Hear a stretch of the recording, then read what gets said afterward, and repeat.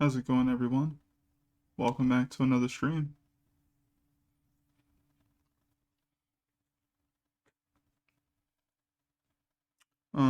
Still working on this Sabine drawing here. Kind of been improving things here and there. Finally got the belts a bit more situated, and I think the armor looks a lot better than when I was first initially sketching things out. So yeah, thinking that we should be able to finish basically the line work and stuff here, and then I might be able to move on to the helmet. So that could be cool. But yeah, how you guys been? Hope you guys been good. Um, yeah.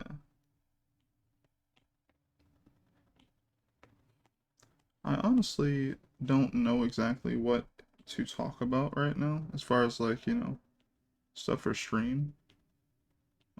So I'm just gonna wing it, Just gonna talk about whatever crosses my mind when it comes to the drawing I'm working on, or I guess something in pop culture.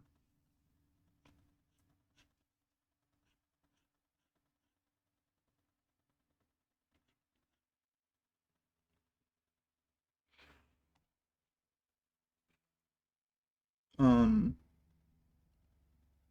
I think I talked yesterday about a friend of mine showing me a place where I could kind of see um some of the manhwa image. Actually, let me bring this a little bit more forward because I don't think you guys can hear me as best as you could if a little closer, or if I was a little bit closer. Um, so okay, I should sound a little bit better now. But yeah, been checking out this certain place where I can kind of like see some of these manga or manhwa images, and I was talking to a friend about it, and I was like, the thing that I really like about it is like you're seeing, every comic has a bit of culture in it, and if you're looking at a comic that has it basically has like I'm a fan of martial arts movies and things of that nature, and if you're looking at Chinese comics and it's based around martial arts, then you're getting like a distillation of like all the stuff that inspired them, as far as like martial arts movies and stuff. But yeah, since I like fight scenes and martial arts and stuff like that, I get to kind of see, you know, how they do those action scenes, how they do those set pieces, how they mix in, their martial arts stuff and their flair, and I kind of get to see, what's common for them, as far as their approach and how people read it. And then, knowing where I'm from or the type of stuff that I read, how common that stuff is in there, I get to kind of mix and match. I get to go, oh, okay, so the more I see this technique, the more I can say to myself that this is probably a common thing that happens in these comics. The more I see it, right? To me, the idea of it being set up that way, imagery wise, is something that people are used to seeing and creating. Um, so they can rely upon it as being like people will understand this scene. Um, but when I'm looking at it, I learn from that and I go, okay, but here's how I would change it. You know, if it is something I would change. A lot of times, if it's like something hard for me to figure out, it's probably just being like I haven't been exposed to enough comics to realize how that works. Um, but even still, um, I've read a decent amount of comics. So what I would try to do is make it, readable enough that a kid could look at it and understand it. And yeah, I think that's fun. Um, One of the reasons why I think Dragon Ball is so successful is like Toriyama came from working on like Doctor Slump, which a lot of the fans of Doctor Slump were like children. So if you're like creating images that even a kid could understand, that means they're probably some of the easiest pages to read. So you kind of lose out on flexing, if you will, certain techniques, because those techniques, if you don't do them properly, can become muddy. Hard to read, hard to understand, and it's better to kind of stay on the safer side, where everybody or most people will be able to understand what it is you drew. So I like that approach. I think that works for me. And I'm basically gonna look at some of these techniques that I find and go, you know, how can I flip them into, making them easily readable? And I even have kids, so I can just be like, kids, what did I draw? You know. And obviously, depending on what they've been exposed to, they'll be able to tell me whether or not, you know, it is, oh, that's fire, or oh, that's that thing's on fire, or whatever it is, right? Like whatever it is I'm trying to draw, I can basically check to see how readable it is. And if like, if a kid can figure it out, then I'm pretty sure an adult can easily figure it out.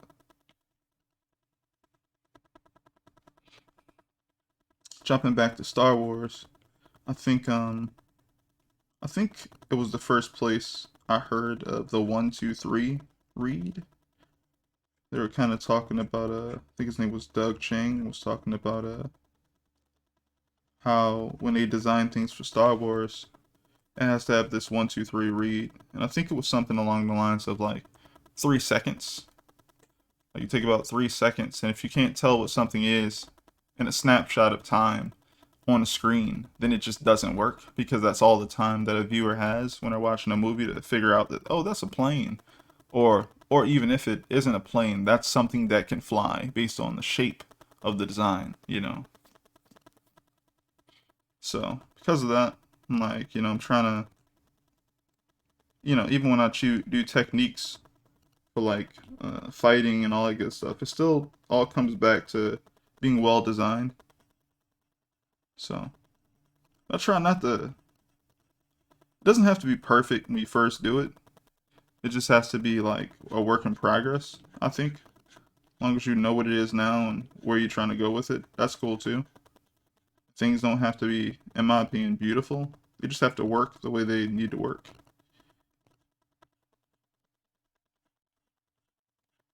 But yeah, I'm excited to check out these things. Not really there for the storytelling, though, if it's good, I'll end up reading it anyway. But for the most part, as far as the storytelling stuff goes, I'm not there too hardcore for it. I'm there for the fight technique stuff, you know, the Buddhist palm, this and that, the dragons wrapped around the arm, the electricity, the elemental stuff, the powerful swords and things of that nature, and how they go about, showing these characters in these really big battles or these one-on-one fights or against creatures. It's really interesting to see how people do it. Like, different cultures tackle the same type of subject matter.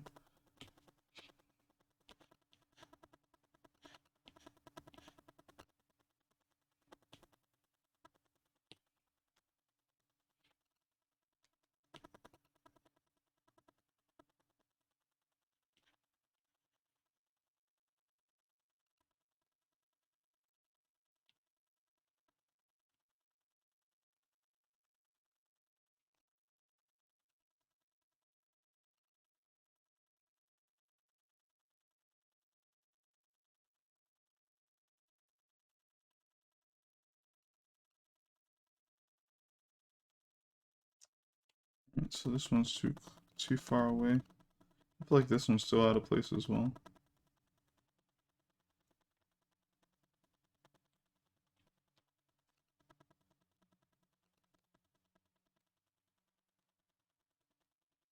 That's about right.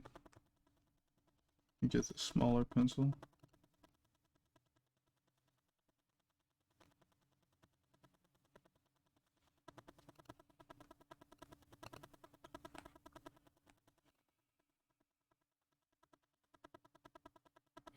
See, we have a little tangent here that I need to fix.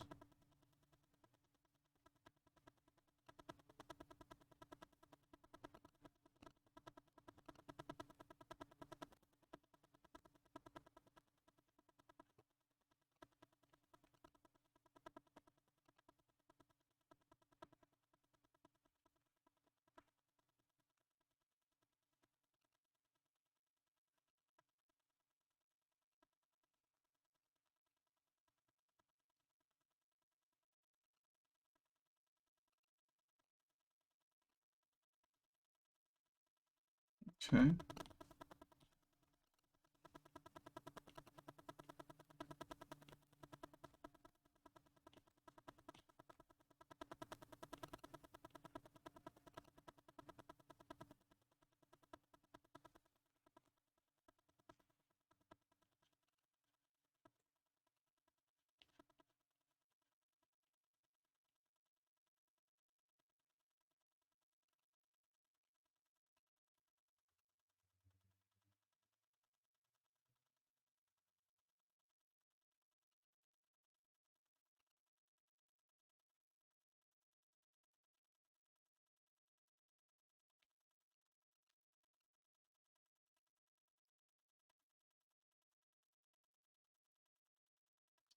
Hmm. Interesting shape here. I mean, it's just, what is this, a pentagon, right? I guess it's more like a hexagon. Oh my god. Hey, how's it going? How's it going, Tay? Yes. Sand. It's everywhere. I hate sand. Yeah. Uh, Anakin's a funny character. And a tragic character.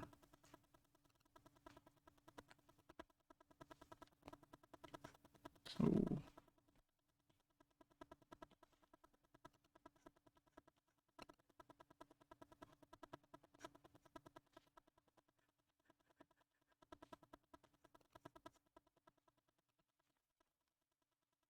Thanks for stopping by. How you been?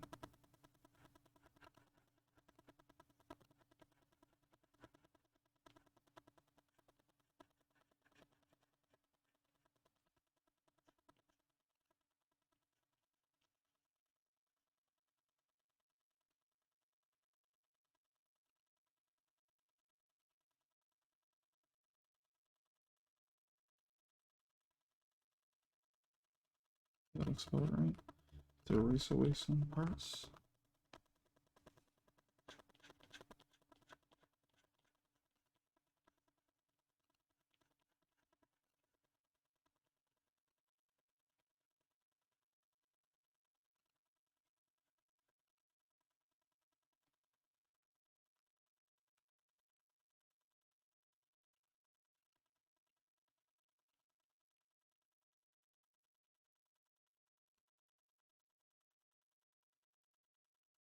Hmm. Okay. I'll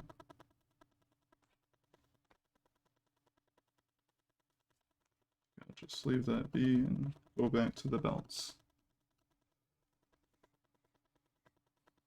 Just learned about Tenebris. Hmm.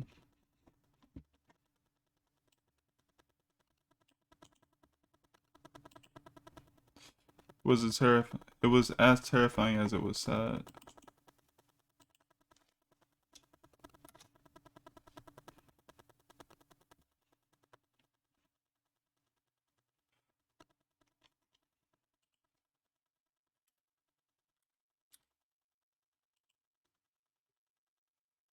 Darth Tenebris was the Sith Master of Darth Plagueis. Ah, which was suspected to have some of the scimitar, the personal stewardship.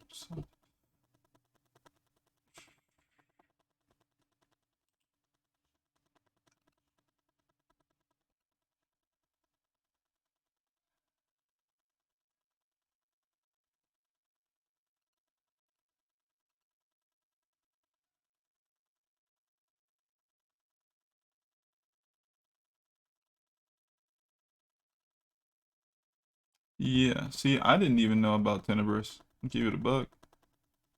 I never ventured over there. The only thing I remembered about Plagueis that was important was Plagueis supposedly understood the thing that Anakin was always searching for, the ability to not die or something. And there's always little tricks with all these little explanations. So I never actually thought he knew how to do it. So yeah.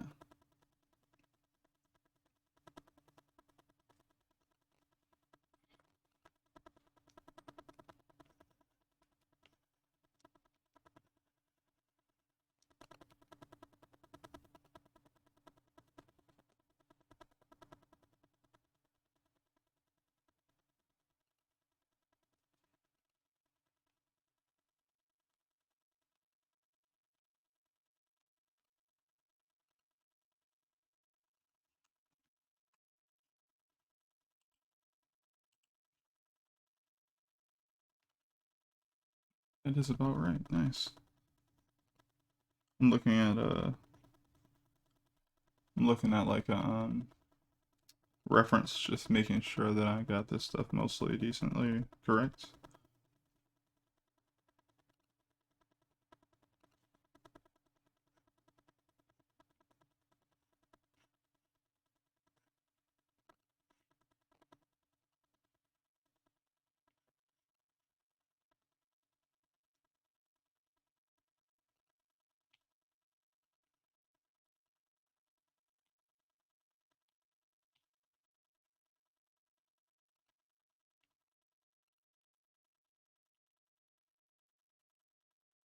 I hear Attack on Titan's getting more pages from the manga artist. Wonder, I wonder what they're going to put in those pages.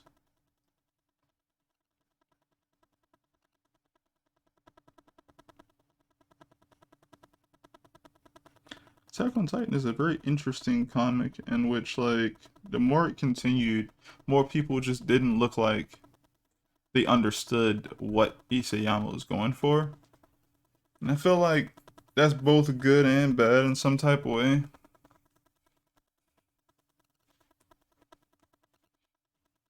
What are you saying here? That's the thing Tenebrous did become immortal. Oh, word? But he insulted the Force in doing so. Oh, wow.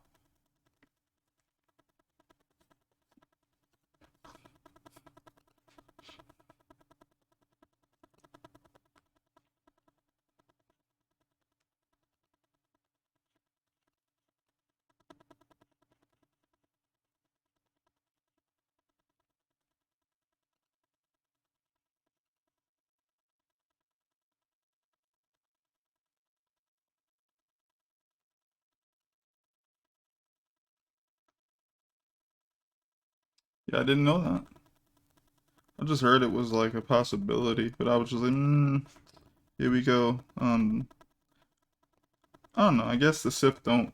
I mean, sometimes they pass down things, but I guess that wasn't important enough to want to pass down. There must be a flaw in it. Must be a consistent flaw in it.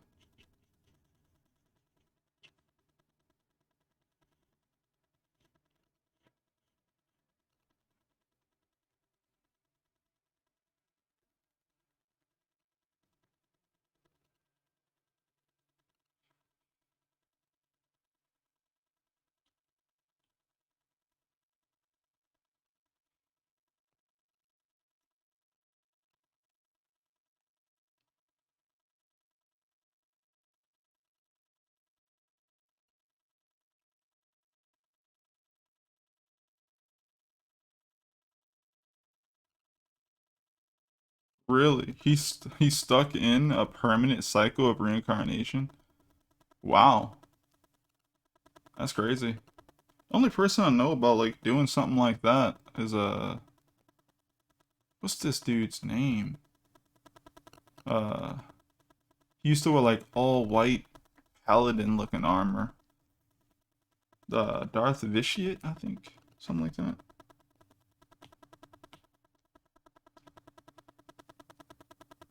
Yeah.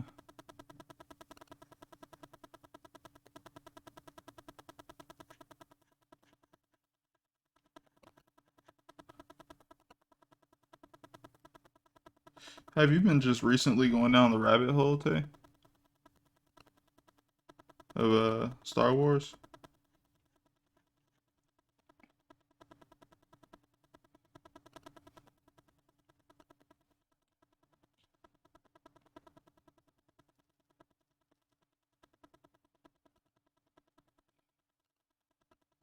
Because I understand. There's a lot there. The funny part to me is like, the more you go down the rabbit hole, the more you realize like, why aren't they doing certain things with this series? It has a lot of cool parts. Um, that's just me though. Or why aren't they allowing this thing to breathe and be able to do something a little different with it?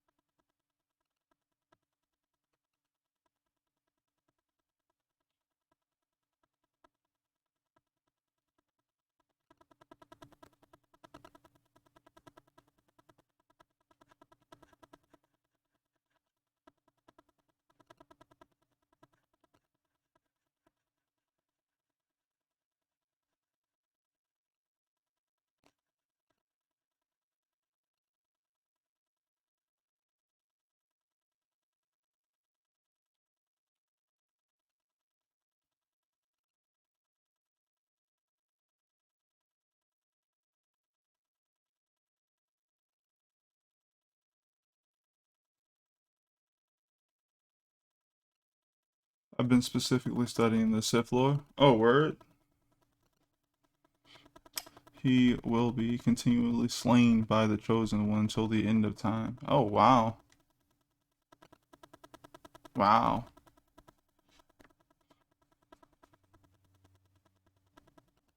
Oh, so I guess that's what happens when you kind of disrespect the Force like that. You thought you was going to find a loophole, and they just was like, okay, you think you're so cool? Deal with this. It's like, alright.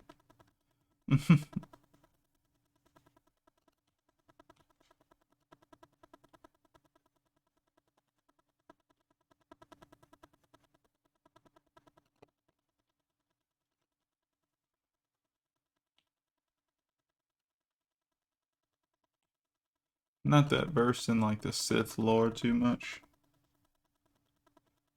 I just know a little bit here and there, honestly.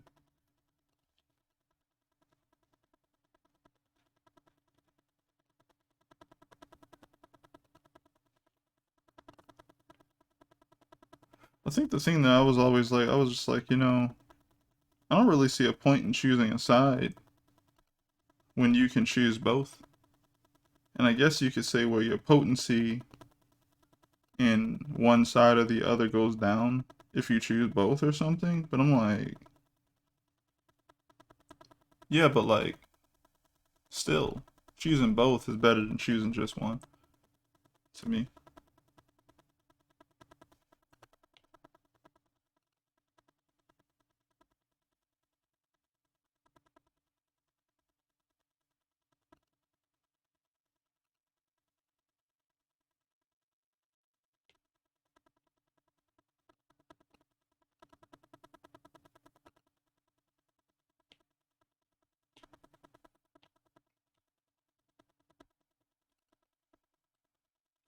They always make Sith sound like a race.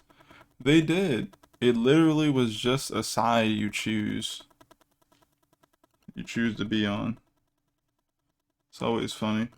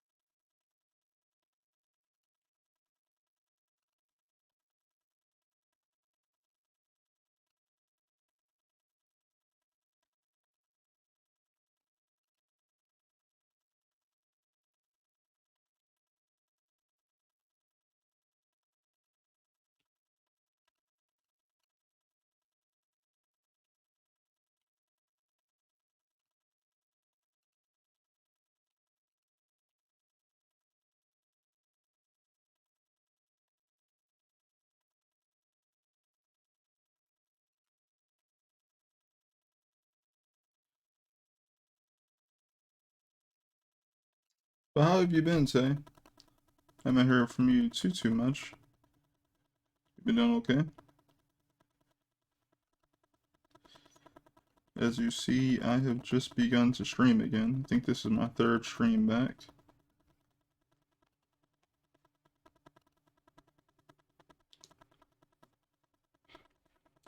They were a race, but that's what Sidious was. The stripy devil people. Hmm. They were a race? Oh. Well, yeah, I guess they were, but like, how you say like, how do I say it? It's basically like Yoda Sith, where they used to be a race, or they used to be, the term used to be exclusively used for a race in the story.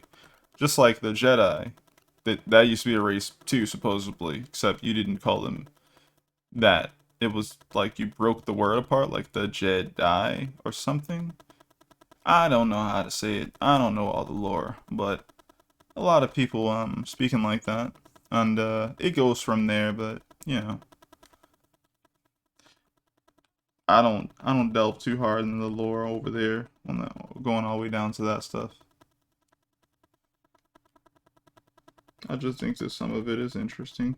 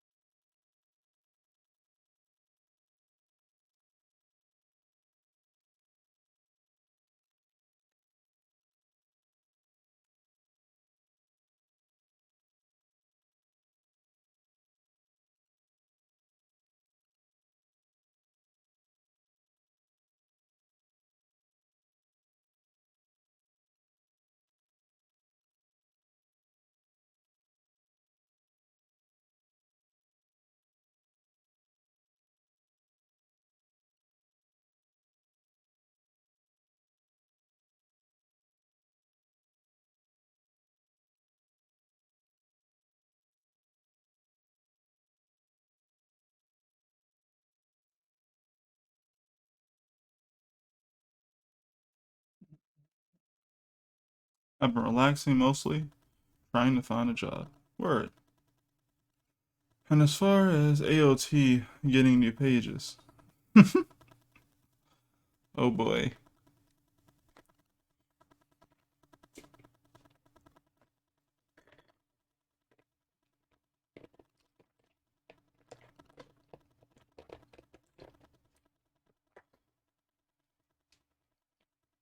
I'm leaning towards meh. I understand. I mean, at this point, like I said, a lot of people have a hard time interpreting AOT because there is a lot going on there. There's a lot of like actual like imagery that actually goes back to things that actually happen in history, and it's not just a power system and coming up with whatever. It's like, no, you're making what are they called? A comparison to certain things, and you're doing certain things that kind of playing with like, people's perception of certain things in history, which is, always what you're doing if you're going to do anything similar to something in military. Um, but a lot of people didn't know how to take, what Aaron was doing, and was Aaron right or wrong, and you know, is this going towards, this or that? And I'm like, part of that's good because it gets people to think. And I think getting people to think instead of just looking at the thing for face value is always good. Gets people to go, is there something more to this? But like at the same time, there's a lot of things in there that's just like, I don't know what Attack on Titan could do as far as new pages go to do anything. I don't get what it would do. I don't know if it would soften the blow. I don't know if it would make people understand better. I don't know if like the only thing I could think that it would do is just add on to or try to like literally, yeah, add on to. wouldn't take anything away. But yeah, people, I don't know if I care too much either, though. I mean, they already gave us new pages after the ending, and they gave us a new ending, which I guess was supposed to be better than the old ending. And people, every time this dude adds more pages, it's like people have a problem with it. I don't seem to, it doesn't, I don't mind either way. It's their comic, you know? Whatever they're gonna do with it is whatever they're gonna do with it. But it is interesting. You said Falco's Deus Ex Machina peed you off? Sorry to hear that. I wrote that in there, like I was working on it. It's like, nah, but um, I don't remember what it was right now, what they did. Man, that comic's lost on me. But this music, top tier. AOT soundtrack is amazing. It's top tier. It's great.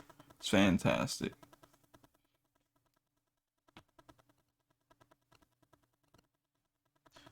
Didn't know an anime soundtrack in modern times could feel so big.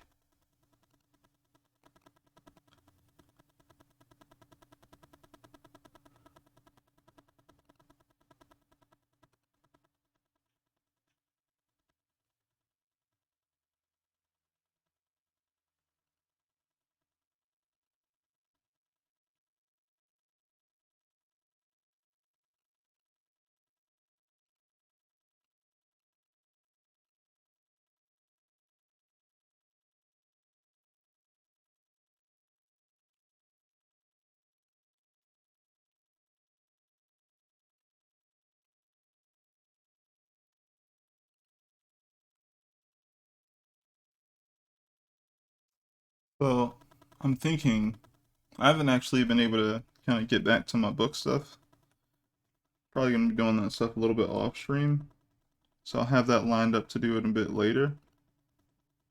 But gotta get back to that. I have a page and well, I don't have a page. I have like a paper in front of me with a list of things that I need to change. Luckily, they're just kind of moving stuff over to edges and stuff, like I told you guys in the previous stream. But still something I haven't jumped back onto recently. I gotta get back to it, guys. Gotta finish this book.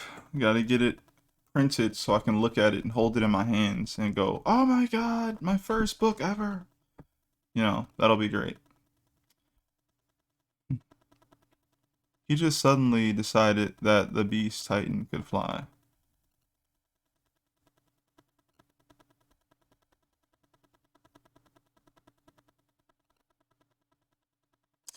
I don't have anything to say about that. I just, I don't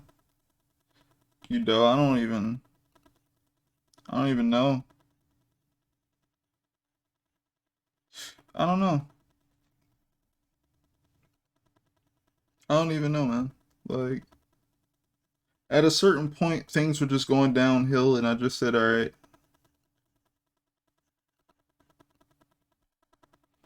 And I don't mean downhill. I mean like things were ending, and I was just like, all right, like let's see how this goes. And the death, I don't know which deaths made me angry or just be like, whatever. But at a certain point, I just was like, wow, that they really just went in that direction.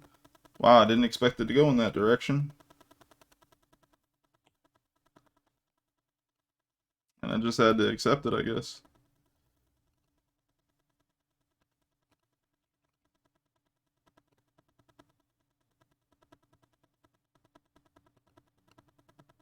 Hmm.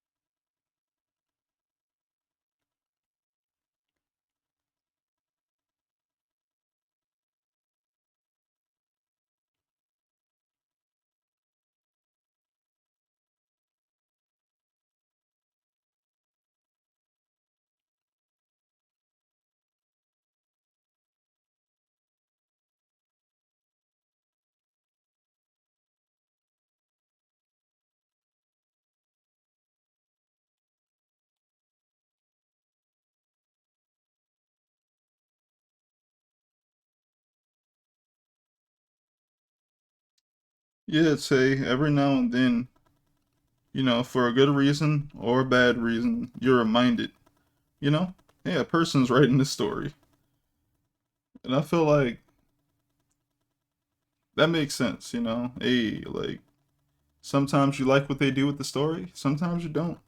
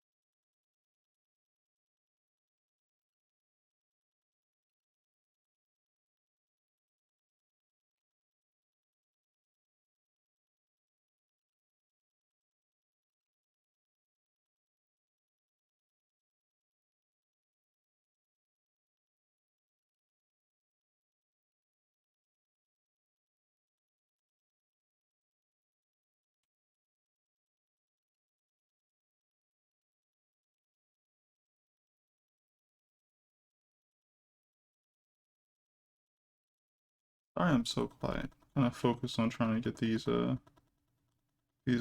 belt straps and everything correct.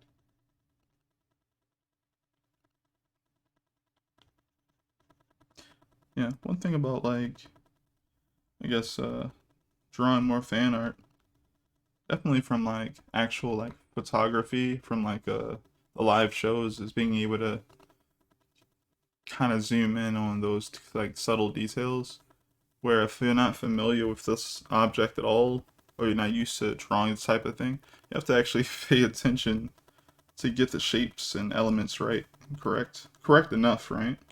To where as though they're at least passable.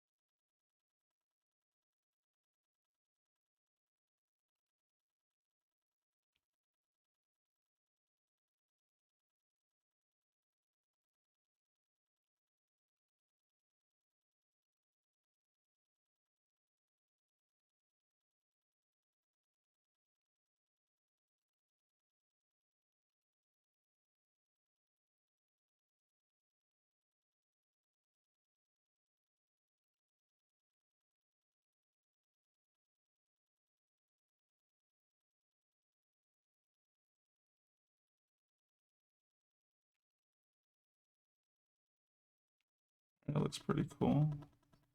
I can kind of come through and add some more shadows underneath some of them.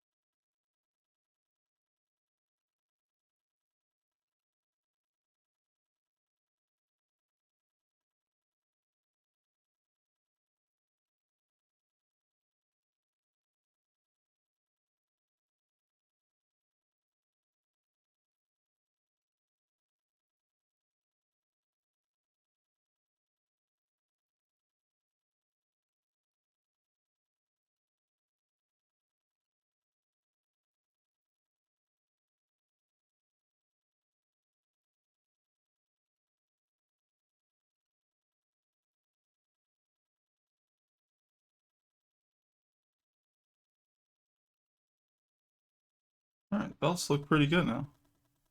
Oh, the belts look great. Oh, thank you. They have good depth, if that makes any sense. Yeah, I totally understand what you mean. Trying to push them a bit here and there, but yeah, I think they're hitting the mark for the most part.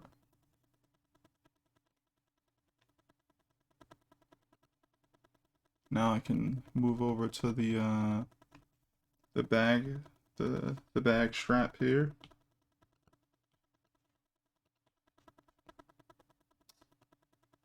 So let me erase away some of these lines.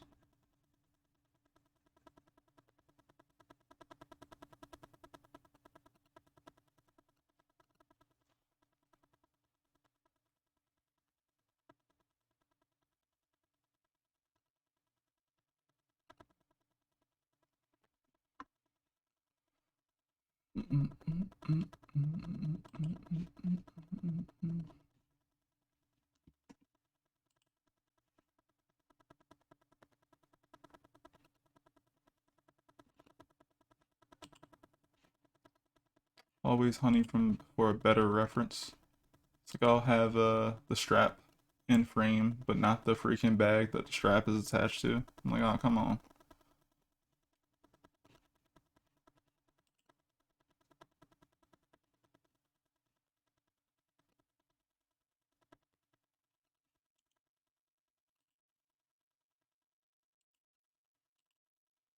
Just have to make do with what I have then.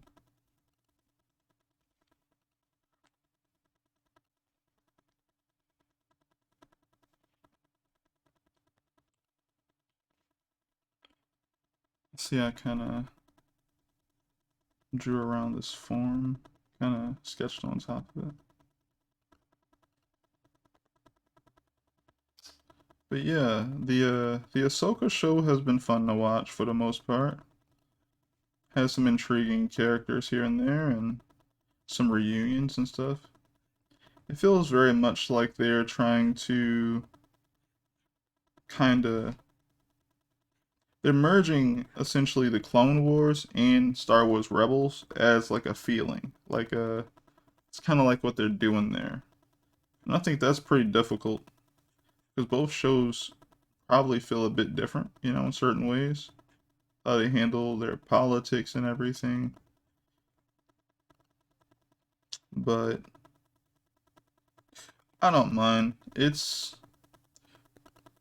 Ahsoka. So I'm gonna stick through it and see where it goes, and I'll probably end up enjoying these other characters as long as they have a decent amount of writing going on and development or consistency with them. Then the show will be fine at the end of the day. But they better not waste the opportunity to do something new here. I think that's the one of the biggest problems with Star Wars to me is like it's too big, I guess. And because it's so big, you have like the purists, people who don't want anything to change or not a certain amount of things to change. And, that leads to a stagnation. And then you have the other side where I guess where I'm kind of at, where like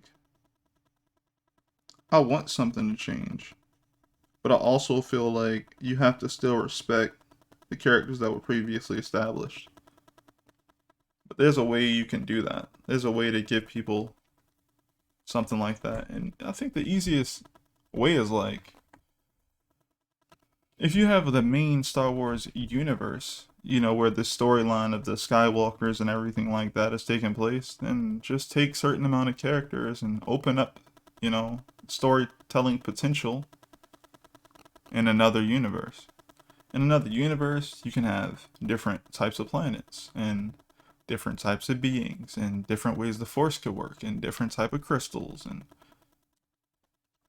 all types of stuff. You have your own. You basically create a separate timeline, not a different universe or not like a multiverse or like a. I mean, I guess it would be that, but it won't be like, you know, you don't have to work so hard technically. You could just literally create a separate timeline.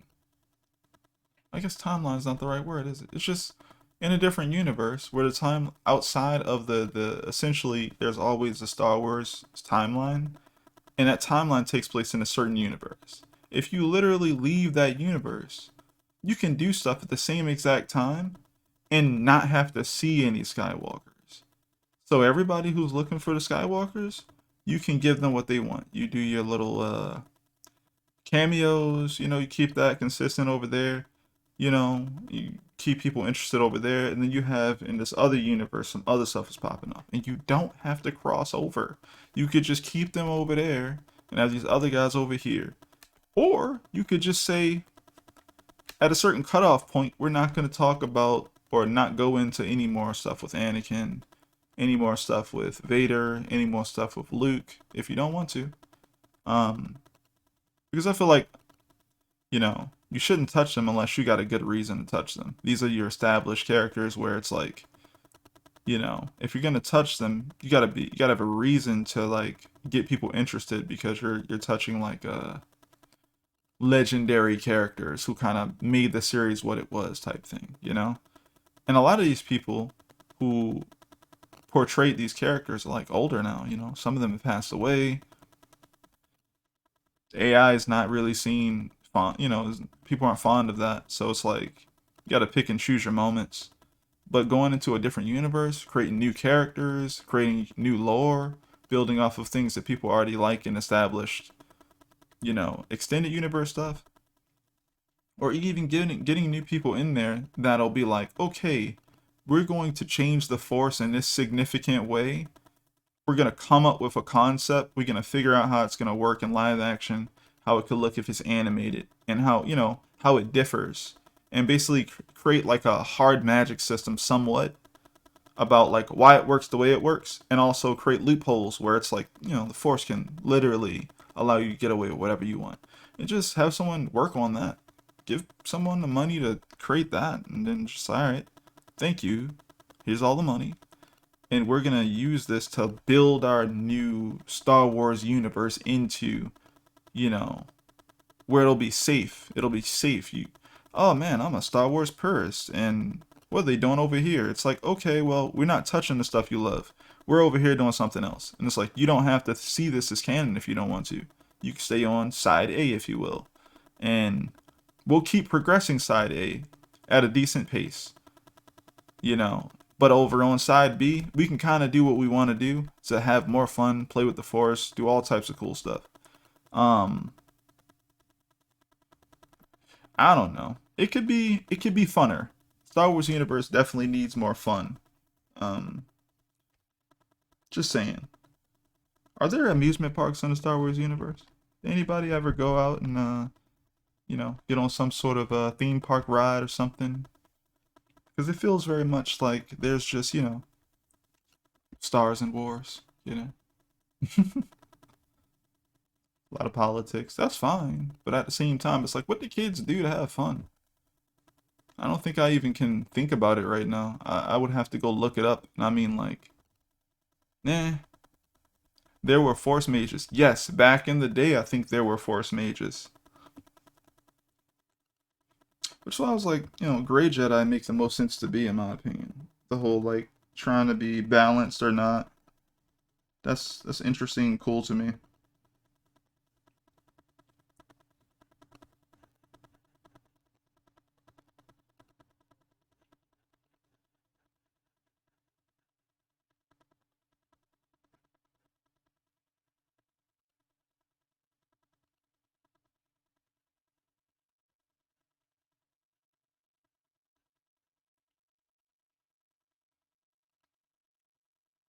They didn't go too deep into it. I could see them not doing that, unfortunately.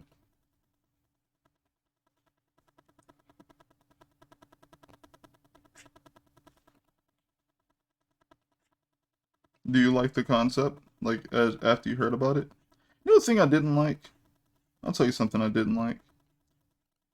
So, you look into Star Wars lore and you find out that, like, the first Jedi, they learned about the Force. And like the thing that really got them going was just like I think it was I swear I don't remember completely, but it was something along the lines of being like, oh man, like far and wide we came to learn how to levitate. That's all we could do. Like we could kind of levitate a little bit. Like that's crazy. I need to show up. I need to figure out how to do that. That's crazy. And I think I was just like, that's all they could do with it. Like that's all they could do with it back in the day. That's what like got people to show up far and wide. I guess that's I don't know. If you had my thing is they had technology, right? They actually had like some form of technology beyond I think what we have. So I'm just trying to imagine this. Like it didn't seem like that useful. Maybe I need to look back into it. I don't know. Either way, my favorite stuff about Star Wars is the aesthetic, like the armor pieces and the way the backgrounds look when they go to certain citadels and all of that cool stuff. It's definitely what is it called? What is it called? I think it's form over function or something like that. It's definitely that type of thing. Whereas though it's all about the cool factor beyond what it does. Though there are lots of books that come out that show you how the mechanicals and internals work inside those machines. At the same time, it's like, you know, it's more about it looking cool for me. And I think that some of the Star Wars designers are really just really dope.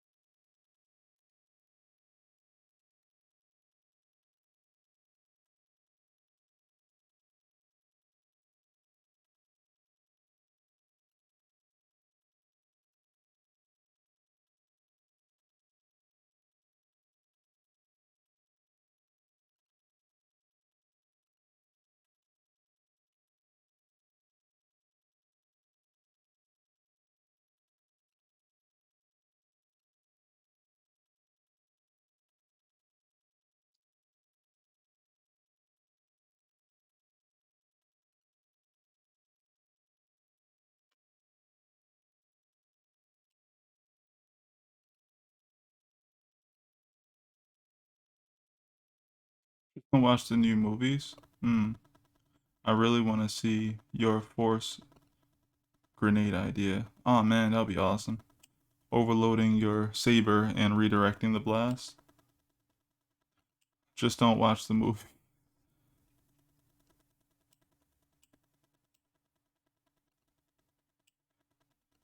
But they get pissed when you turn off the saber during combat. Wait, who gets upset? Like the fan base? That's if that's if that's them, man. I don't know. I think that if you have the ability to retract a blade and then press it back through while you're blocking and someone's like off balance, so you could like clash, turn a bit, and then let their arm essentially go through the let them go, and then they're off balance, turn your blade back on and stab them. Like what? I I don't I don't get it. Um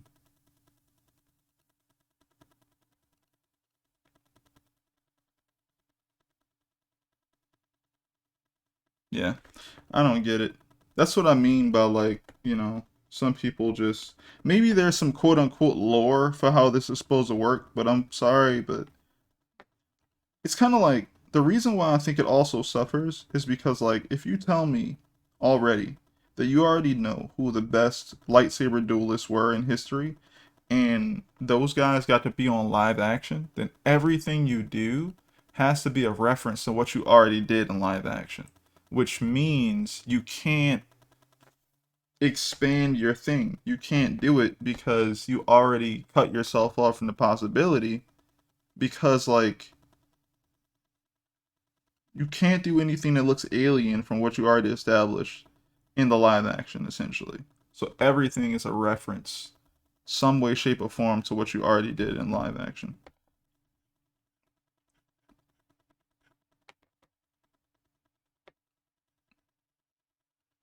And yet and yet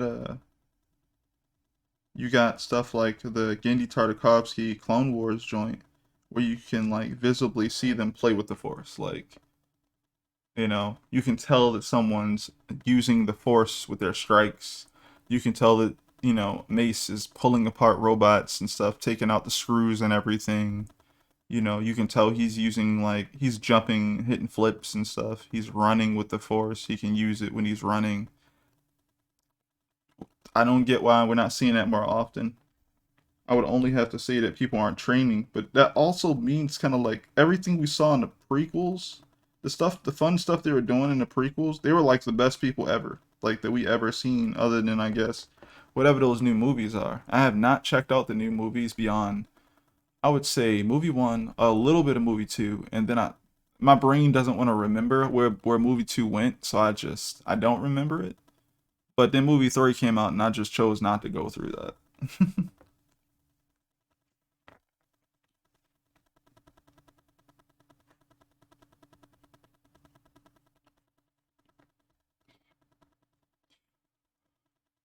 It's considered dishonorable. Well, guess what's great about not being a complete Jedi? It doesn't matter how you're perceived as being honorable, does it?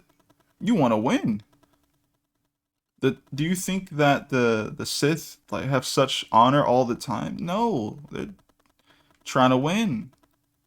You gotta think also like they pushed the Sith so badly to the point where as though there were only two, where there was a plethora of Jedi, to the point where as though you know a lot of the big pushes that came from the Sith were like sneak attacks type joints, where they caught them so bad, it took out so many people, and it went back to eradicating the Sith to the point where they felt like there was none even left. To the point where the Sith was like, screw it. You know what we gonna do? We gonna become politicians. It was like, yo, forget trying to run up on these dudes and fight them. Like think about how like Palpatine is like one of the greatest lightsaber duelist type thing, right? He's really crazy with the Force. He's really smart. He could not beat Mace. He could not beat Mace. He could have beat Anakin. And he might not have been able to beat what's dude's name? Dooku. But he literally forced Dooku to the dark side so that he wouldn't have to worry about him. right? So they forced this the dark side, if you will, so far that they were willing to be just like, yo, let's just be politicians, dog. Like, I'm gonna be a politician. I'm still gonna train. I'm still gonna be one of the greatest lightsaber duelists ever. There's only a few people alive that could possibly stop me, but it won't even matter because I'm going to use politics to destroy them. There's literally like one of me, maybe two of me, right? He had a Darth Maul. He didn't work with the Night Sisters before. He's got Dooku, right? And he's been a freaking groomer to Anakin. And he's just like, yo, I have the smallest team ever, but my influence is so freaking great, man. Just, I'm gonna be a politician. So that like Yoda could have beat him, but Yoda knew it didn't matter. Like, you beat me now, but I'm not gonna let you beat me now because I'm winning. Order 66 was crazy. The clones, that was a crazy move. Like, all of that stuff was his chess moves, man. They just couldn't see it. I don't know. I kind of feel like they just, put themselves in that position. Yes, yes, a second away from disemboweling that guy. Yeah, Mace was broken. Mace was broken in each version. And I feel like, unfortunately, Mace didn't get enough screen time. Um, we didn't get to see how cool Mace actually was. Um, like when I think back to the prequels and I think about his fighting style, all I know is, yeah, he had dude on the ropes. But like a lot of the stuff that we learn, it's like told to us, it's not shown to us. How do I explain that? Like, if you say that Mace is one of the greatest lightsaber duelists ever, but like I'm going through the prequels, can I tell? Right? Can I tell that also um Palpatine was one of the greatest lightsaber duels ever? I don't think I can, because for the most part, you go through the prequels and you go through the original movies, and you go through original movies, Palpatine don't even really use lightsaber no more. Then you go through the prequels and you're like, oh wow, this guy had a lightsaber. So you're just like, well, how good was he? You gotta go through the YouTube videos, you gotta go through the legends, the extra material to find out, oh man, he was crazy lightsaber duelist. He was one of the best ever, and he had a really amazing, probably the most expensive lightsaber type design, just a flaunt type thing. It a lot of like stuff you just can't learn from just watching one source from Star Wars, which I feel like is a detriment to it as well.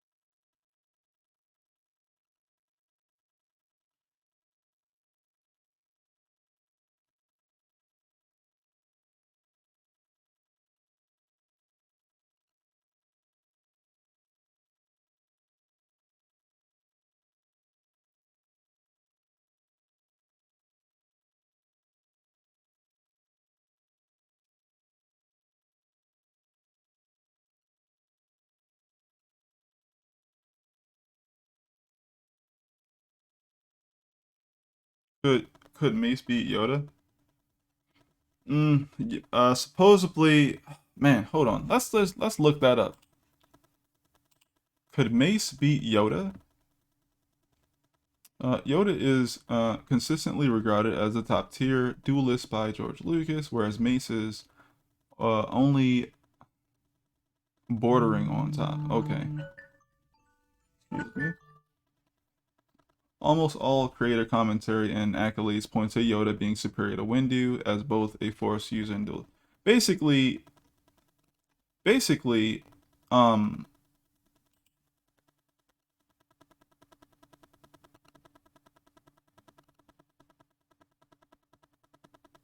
basically, Windu is second place, right? Windu's second place, which means that Mace could have actually beaten Palpatine. Um, which also means that Yoda should have beat Palpatine, but he didn't. Why? Why didn't he beat him? I don't even remember why, but there had to be something, something I don't know. Getting old, heartbroken. Yes, I know, right? Because again, there's a lot of fan theories. It's like, nah, Mace was actually crazier than Yoda. I still think it's insane that um Mace died, quote unquote, but there was no funeral for this dude. Like, I mean, I guess, a lot of people died in Order 66. We didn't get to see, funerals, but I'm just like, I don't think I remember people talking about him, remembering him, anything, Obi-Wan left, and he was like, getting older and trying to save people and, left over. And I don't think I remember anybody being like, man, like, I miss Mace or anything. Then again, Jedi don't miss people, I guess, because they don't have feelings. I guess, like, I don't know, man. I just think it's kind of crazy. But yeah, we didn't really get to see. So that's what I'm thinking. Like, I was talking to one of my friends in the chat that I'm in. I was saying to them, like, the thing that I want from a Star Wars film, if they ever go back to having like a teacher and a student, literally one of my favorite dynamics ever, teachers and students, is I want them to teach us some Star Wars lore without making everything some reference to a previous film or piece of media type thing. I want them to teach us the different forms that they have by teaching the student. Oh man, my student, you're quick to anger, you're very aggressive. Form blah blah blah will suit you perfectly. But in actuality, I think since you already kind of like understand this a little bit, it'd be cool if you learn this other form to coat your weakness or something like that. If they like went through explaining the different forms, why they're used, you know, then we will feel like geniuses when we see them use it, get better with it, then choose to switch up and go, nah, now this form doesn't suit me. I need to adjust and I need to do this thing. We don't ever get to feel like that along with them. Things just be happening, It'd be like, they don't even talk about the forms that they choosing to do anymore. They just be doing it. You'd be like, okay, he's doing that pose now, and they doing this, and okay. Like, I don't really need it completely explained to me, but like, could be a good thing to bring in if you're trying to like teach a student from like the ground, ground zero all the way up to like a master or something, and us along for the ride where we're like, okay, like, oh, so this is form 5, or oh, this is form 2, or this is form 3, that's the defensive joint. That's what Obi-Wan be doing. Oh, okay, this is cool. And then what do? You freaking grab technology and add on to the joint so you can cheat it. You can do different stuff. The lightsaber is not the only technology in the Star Wars universe, and it shouldn't be the only thing that people can use in a fight. So I want to see more different things used in a fight. If there is going to be a fight. Yeah. No feelings. Expand on that, please, because Jedi are like monks, or they're supposed to be like monks, and they're supposed to essentially like get rid of feelings and emotions and stuff like that. Like, you can't have actual emotions and expressions of pain and sadness and fear and all of that type of stuff because it just leads to the dark side. Yeah. Yeah, the Jedi system is quite flawed, which is why, they pick up these child soldiers. The reason why they pick up child soldiers is because they don't have attachments to parents. So when something happens, they'll just be like actual soldiers.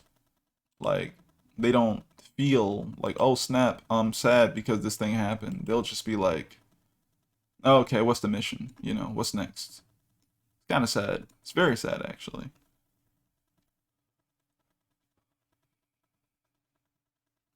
Dang it, what happened to that bag reference?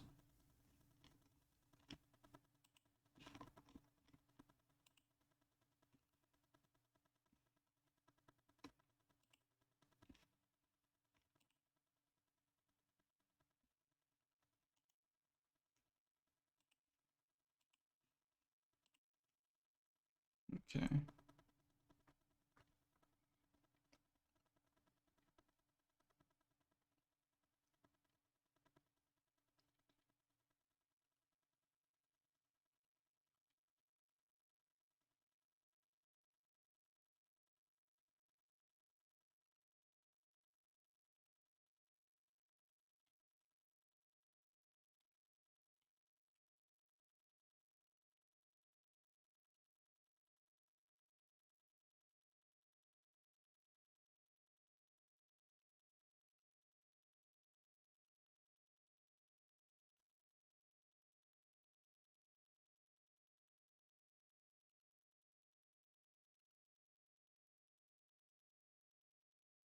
Hey, how's it going, Reganis?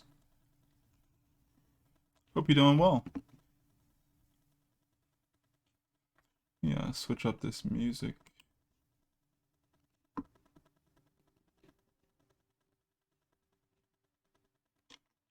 Oh, that could be fun to listen to. Just kind of has some instruments reminding me of that.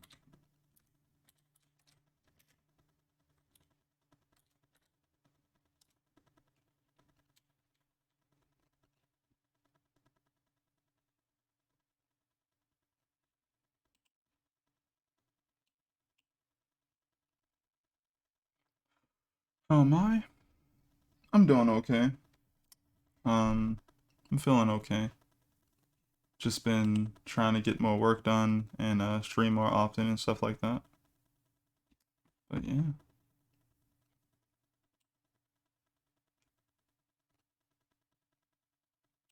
Oh, thank you.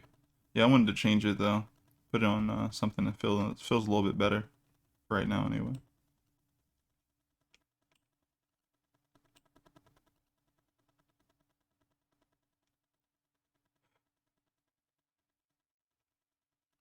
Oh really? The Sith were allowed to have parents? Good, working on some Naruto fan art when I should be doing history homework. Oh wow. Wonder what type of history homework you have.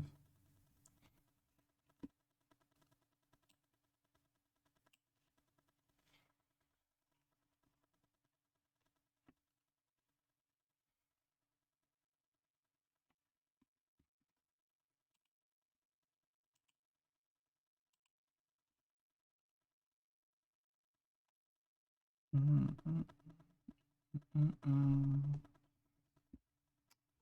Mm, mm, mm, mm, mm, mm, mm,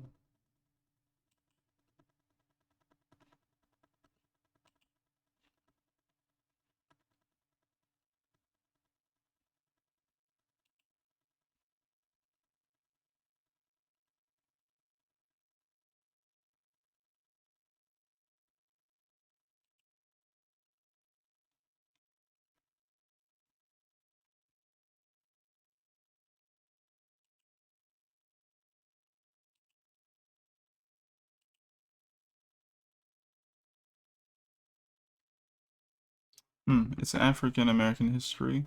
We're learning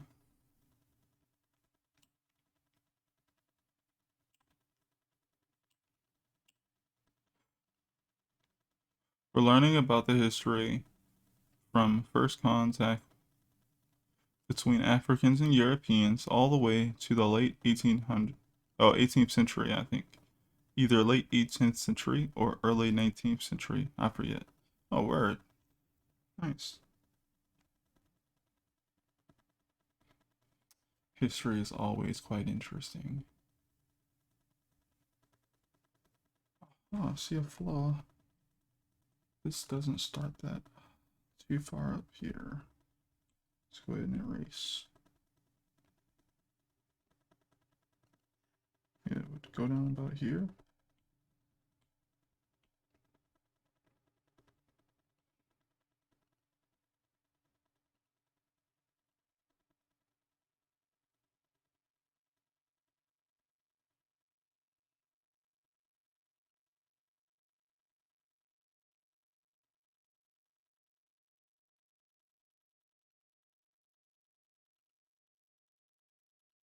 Are you liking the class? Is it something you enjoy?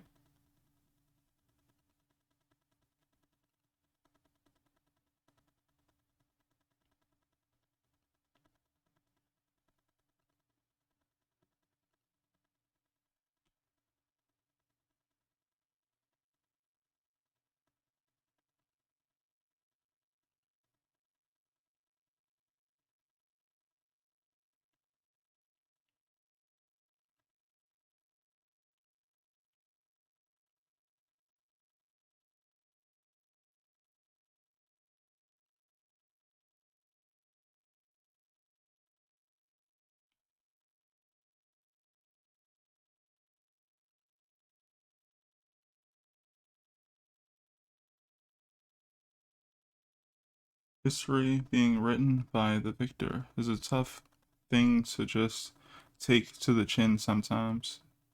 Enjoy the class. Reading material was rough. I'm sure you can imagine. Yeah, I can. Yeah.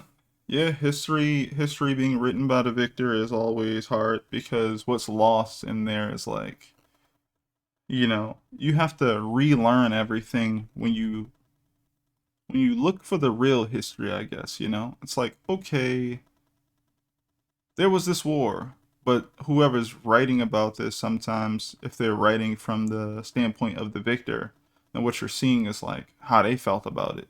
And what was lost is always belittled more by the people who obviously won.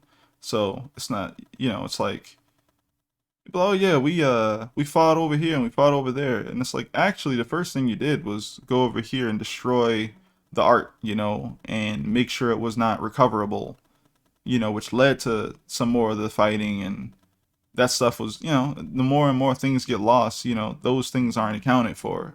But the people who end up, losing, if they, I guess, were old enough or cared enough, they'll remember a lot of that stuff and being like, yo, we lost so much of our art form or our history or our traditions because they were destroyed, and none of us even remember that stuff because only the older people of us remember that type of stuff, and they didn't live.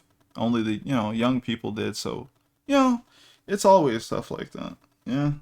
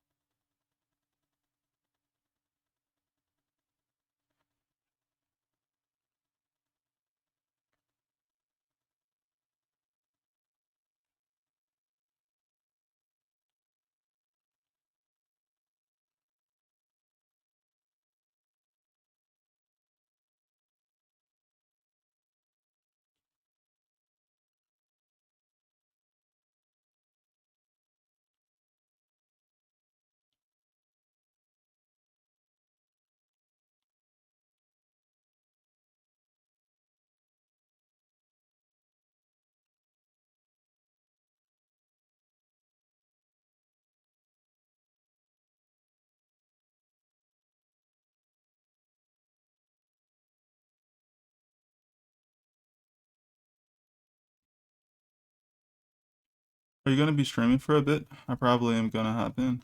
Word, I'll be streaming for a bit. Be streaming at least until about like 8 8:30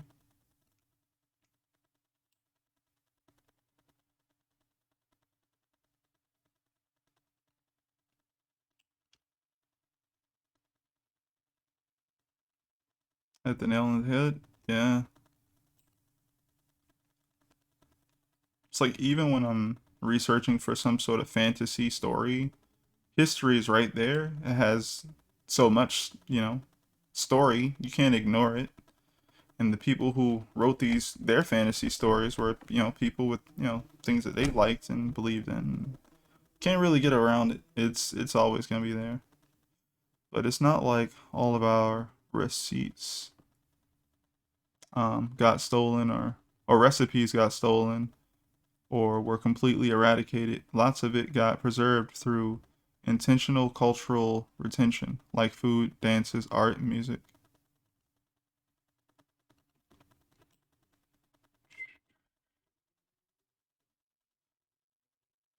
But we lost a lot. You're so right. Um, Kind of stuff I be thinking about when it comes to our art and how we're trying to like make new culture and history. Yeah, I kind of feel like as we go forward, the best thing we can do is just create new culture. I mean, you should definitely go back and try to capture whatever you can, if, but at the same time, it's like, from the vantage point of like where I am now, I have to kind of use what I hold dear to kind of start working on making new culture or new traditions more so to kind of go forward with, you know. Exactly, culture is supposed to be ever evolving. But of course, if someone comes through, yeah, new traditions, yep. If someone comes through and destroys your culture and some of your traditions, and you don't even get a chance to know what they are, well, you have a certain amount of options, but at the same time, it's like you gotta, I don't know, kind of work from where you are and kind of try your best to do with what you have.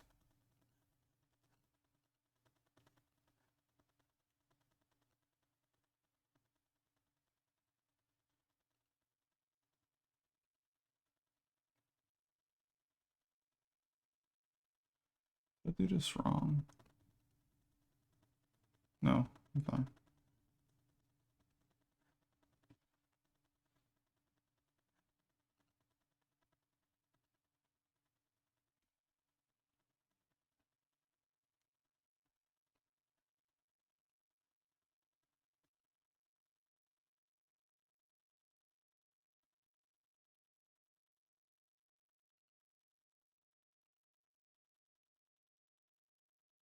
Sometimes I get scared that we get so stuck in what we've lost, we don't think about what we could make in the future. And that fear sometimes has me stuck in a place of immobility. Like I want to make something, anything, but I don't know. There's like a grip on my heart. Hmm, yeah. Sometimes it's really difficult to navigate because in order to kind of move forward, sometimes you got to go back. Most times I feel like you do. You got to kind of pay attention to the past as well.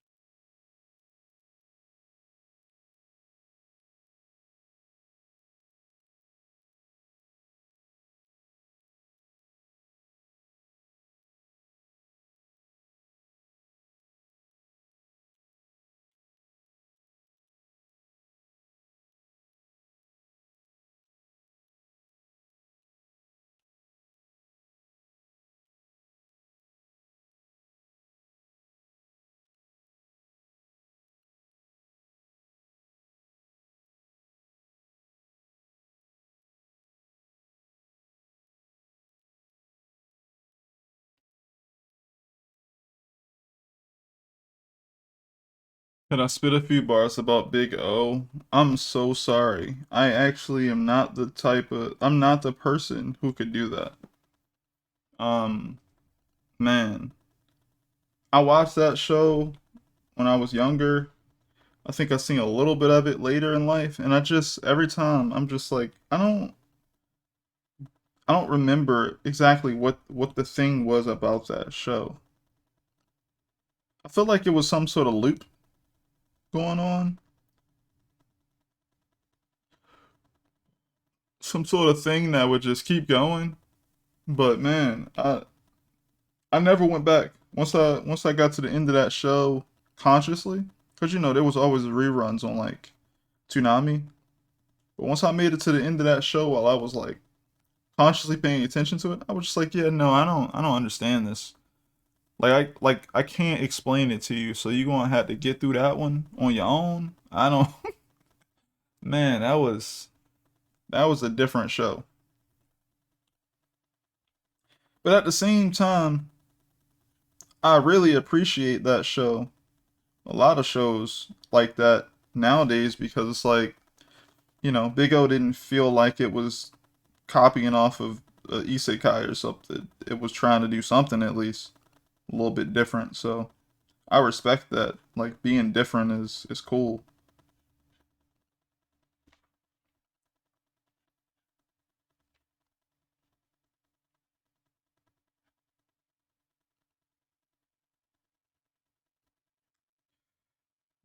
Now everything is trying to copy off of everything because it's popular, and I'm just kind of bored of it. If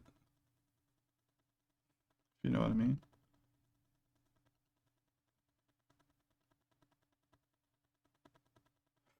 And I'm not one of those people that's like, oh man, back in the day, I think things should have stayed this way or that way. I'm like, no, we have so much resources. I just want more people to feel like they can do different stuff. Like I just want people to know, like, yo, you can actually make a story about whatever you want. Like learning tropes and stuff is just a part of learning storytelling, I guess. You don't have to adhere to any of that stuff. You can just make them based off of people. So, wish more people knew that. I believe in a lot of people and their ability to just tell a story.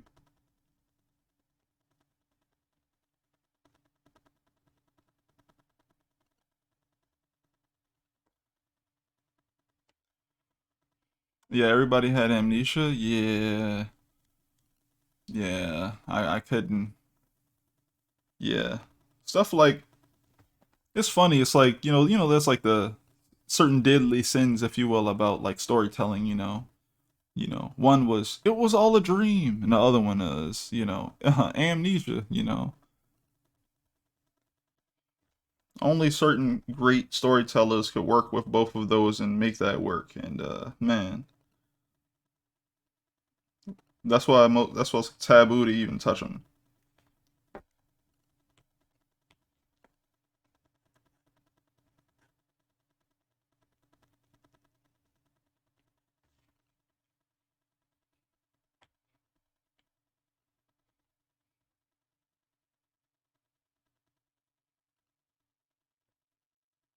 Dude is hitting these notes.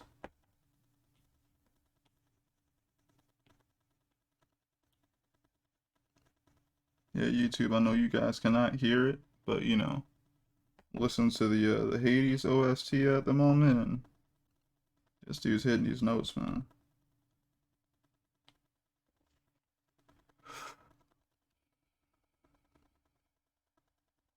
But they still went to work and took care of their families. The people with amnesia. That's funny. I don't know who you are, kid, but come on, let's get you something to eat.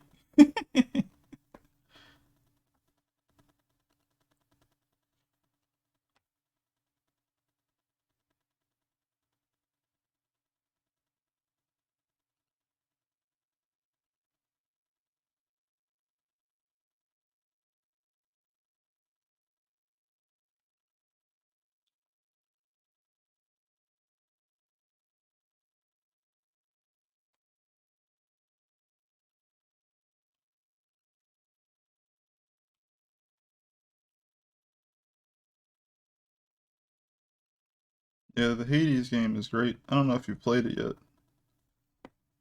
but specifically you, Tavon, I don't know if you've played it, but definitely worth checking out. I think they're coming out with Hades 2 eventually, because they already like previewed a little bit of it. Can't wait to see more from it, honestly. And I haven't even played that much of it. I just kind of played it a little bit.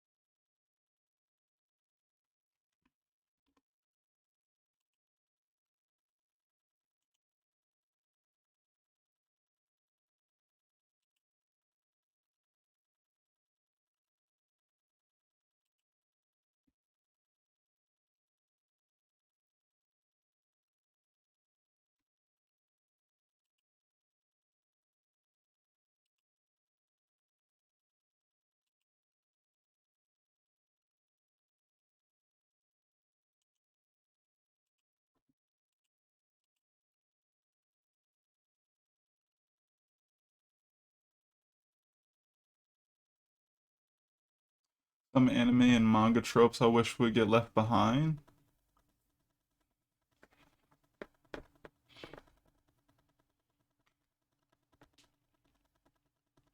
Mm, Um,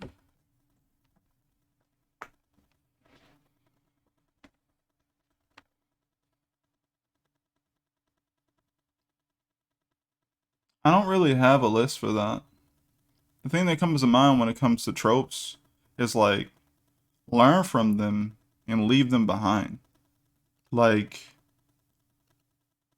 sticking to a trope just because you know the definition of it, that's not interesting. Um, you should be making these characters feel more like people.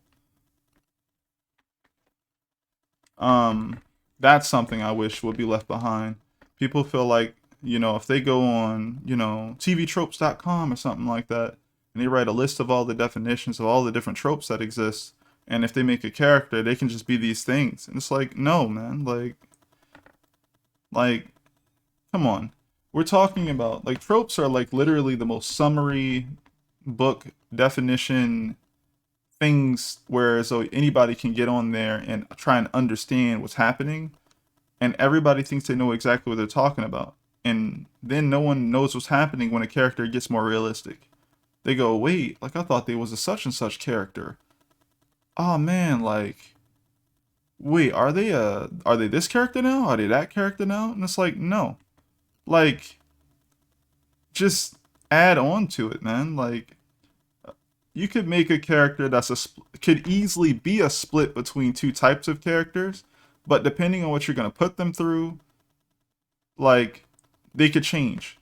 Don't forget to add in the fact that they should be a person, so they should have their own hangups, they should have their own wants, they should have their own feelings about different stuff, you know they should be creeped out by certain stuff, like, you know make them well rounded so that, like, it's crazy to me how like JoJo's Bizarre Adventure exists, and these characters have so much more personality than certain other people's characters. And there's insane things happening in a JoJo plot.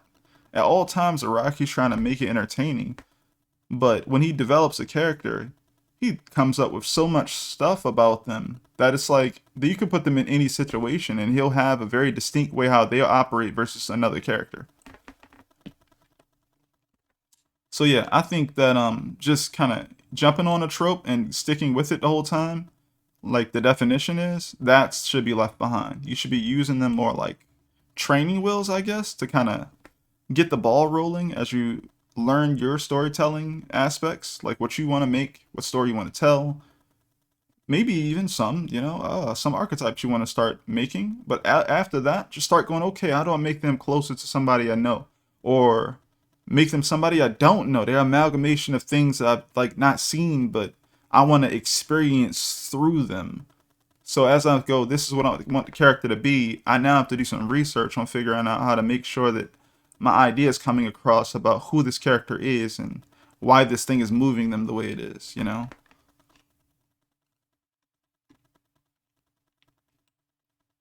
One trope I will leave behind is the Percy old man archetype. Per- Percy old man. I don't know that one. And then the accidental etchy scene. Oh yeah, we should definitely,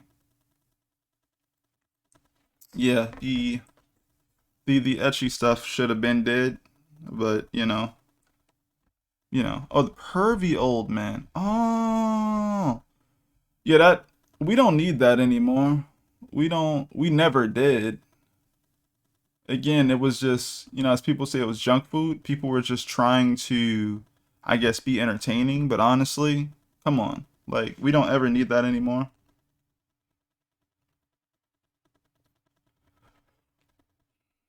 Yeah. Yeah, I just feel like I don't even think I'm the greatest writer or nothing like that. I just take my writing or my research to a certain level where like mentally I'm trying to really delve hard into storytelling. And just what's another thing? Like the term arc. Same thing with like character archetypes. Same thing with arcs in writing a story. You should kind of start with the understanding of these popular arcs.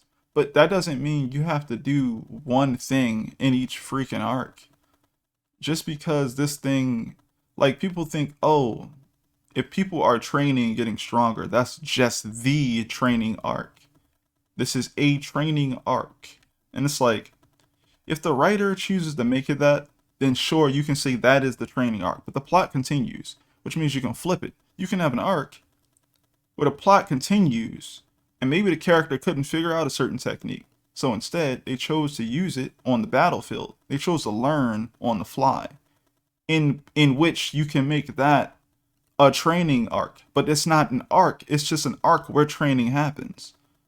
It doesn't have to be just an arc centered around one type of theme, you know.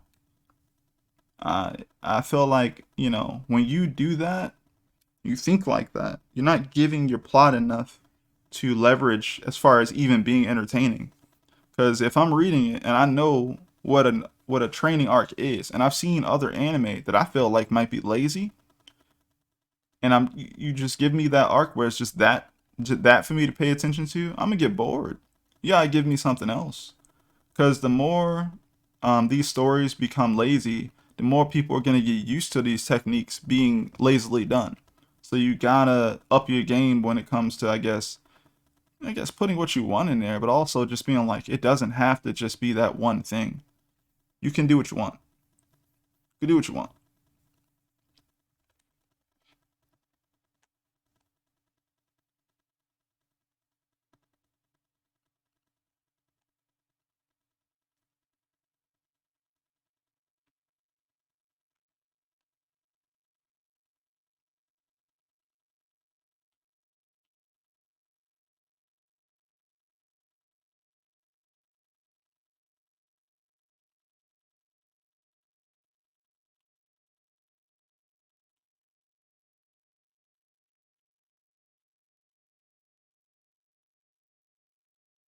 My favorite type of arc in shonen manga is the training arc, Shunin exam arc. I think it's fun moment for the story to gain additional depth, excitement, connect connections with the other plot points. I think my favorite arc usually is the most boring arc. It's called the farming arc, in which you find out that the character you've been following is hit with freaking real life, and they realize that none of that cool flashy stuff really is gonna be helpful in the place they're in. And they have to actually develop like people skills and like learn how to go from there properly and realize again that that cool flashy stuff don't really work everywhere. It only works in the point of their life that they've been paying attention to, you know. Other people will look at them as they might have been wasting their time or they're not really being helpful, and they have to essentially realize that they're living there's a duality there, you know. They have to actually grow a little bit from that. A lot of people don't like farming arcs. They want all the fighting, they want the training, they want the this, that, you know. Yeah. I also like the farming arc in Vinland Saga and in Silver Spoon. That reconnection to Earth is so essential for characters who are lost in their own sauce. Exactly. Yep.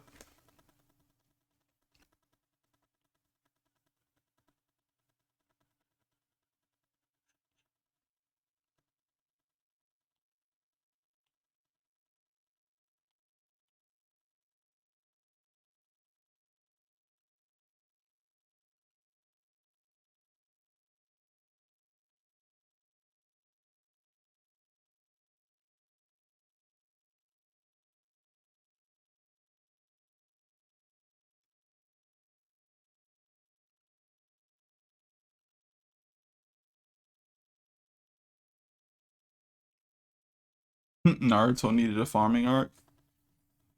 That's funny. What would they do there except use their wizard powers to do the farming?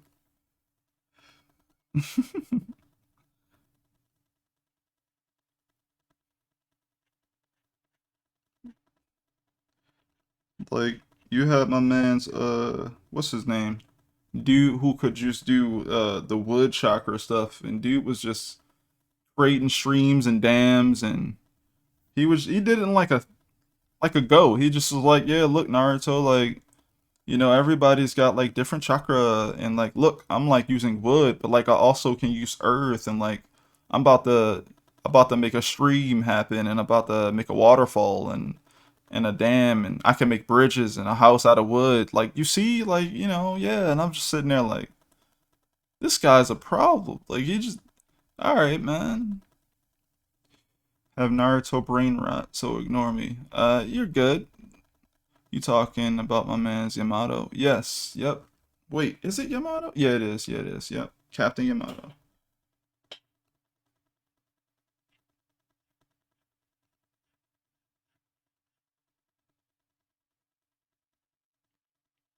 All they would have had to do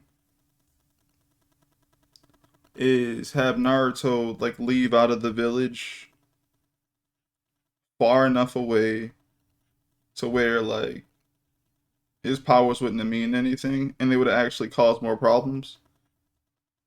Like people being superstitious about it. Like, what is that? What is that? You know?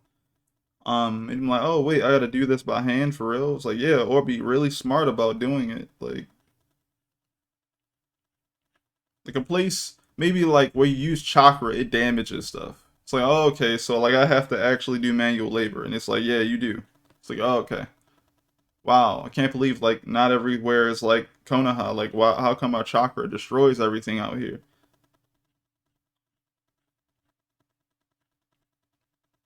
But they didn't want to go that route. That's not the story that you know, Kishimoto wanted to tell. That's just how that goes.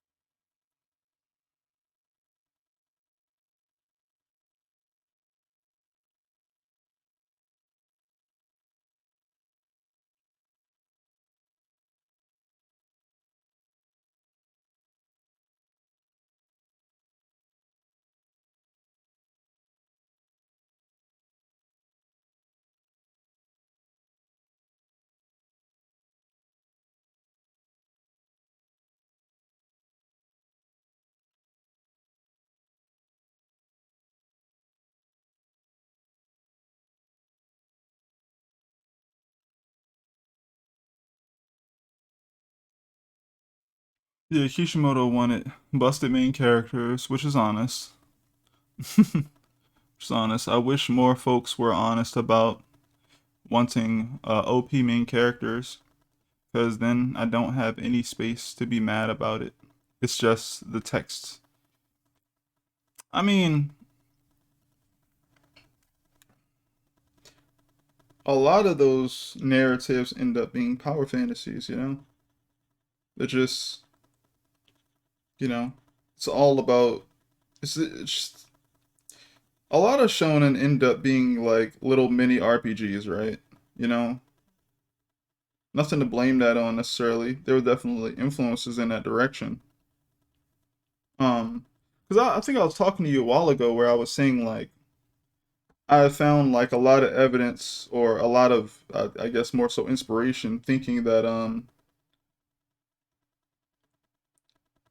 RPGs influence shonen heavily, and I was like I found like some videos that went all the way back to like you know uh going back kind of talking about the influences of it and everything, and basically it went all the way up to the going into Tolkien, and people basically like Tolkien, people getting into Lord of the Rings, and the next thing you know, people's like, "Ooh, I like Lord of the Rings so much. I want to create my own character, and I want to like create my own adventure. I want to have a cool adventure like these characters in these stories." And then I went into what is it called? Dungeons and Dragons, right? And then from Dungeons and Dragons went into the video game space and other tabletop stuff, right? But eventually get into video games, people take the terms leveling up and experience points and all of that stuff, right? You get into all the video game stuff, you get to your RPGs like Ultimate and I forget the other one that predated Dragon Quest, but then after that, you get into freaking Dragon Quest, and then after Dragon Quest, you get Final Fantasy, both of them learning from those RPGs. And all of that stuff comes back into the fact that who worked on Dragon Quest? Toriyama, right? It just, you know, now we're back to comics, we're back to manga, we're back to shonen, and it's like, yeah, who else likes video games? Who's created the most elaborate fighting system in all of manga? Togashi, right? So a lot of these series end up being this amalgamation of being like, you have a character, they have a starting point, let's get them some points, let's get them some experience, let's get them some powers and kind of play with those powers and go forward and stuff. A lot of stories go like that, but it seeped its way easily into like shonen because it's like for boys and boys want to get stronger and have adventures. Pretty sure a lot of people in general want to get stronger and have adventures though. So, yeah, there's a lot there, but it's just interesting how no one brings up that pipeline of being influenced by Tolkien going into RPGs. Like RPGs were influenced by Lord of the Rings and stuff like that. So cool to think about. I think it's cool to think about because also like video games are not as inclusive as something like, yo, let's sit down and imagine, you know, this place. You can be whatever character you want, and kind of make up this stuff as we go. But obviously, if you don't have any friends to play with, well, you got your video games. But then they literally say, "Oh, you can't play as a character like this. You can only play as a character like this," and they kind of limit you. Every time they do this, they end up consistently limiting you going forward. So you'll never have the options you could if you just kind of made it a more unique experience than making it a more, I guess, flashy experience. It's one of those hand in hand of things. The girlies now want magical girls, but on some D&D stuff, shonen flavored magical girls. And to be honest, I want that shit too. I understand. I mean, why not? cool. I definitely don't like to see more drama stuff, you know. I definitely want to get out of that.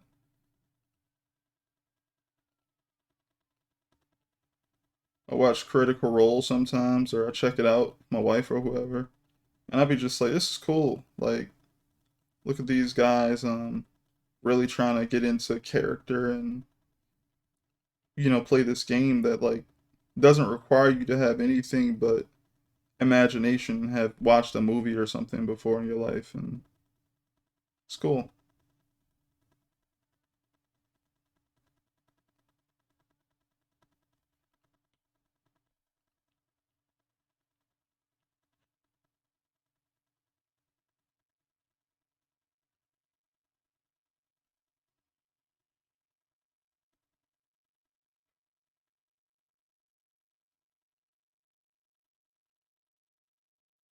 Because they're cowards, and if they give us too much of what we want, we get our foot on their necks.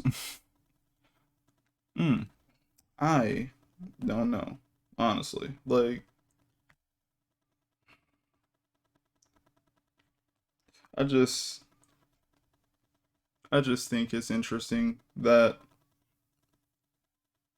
you know there's so many resources being created for entertainment, but we get stuck consistently because like people want to kind of keep giving people the same exact thing.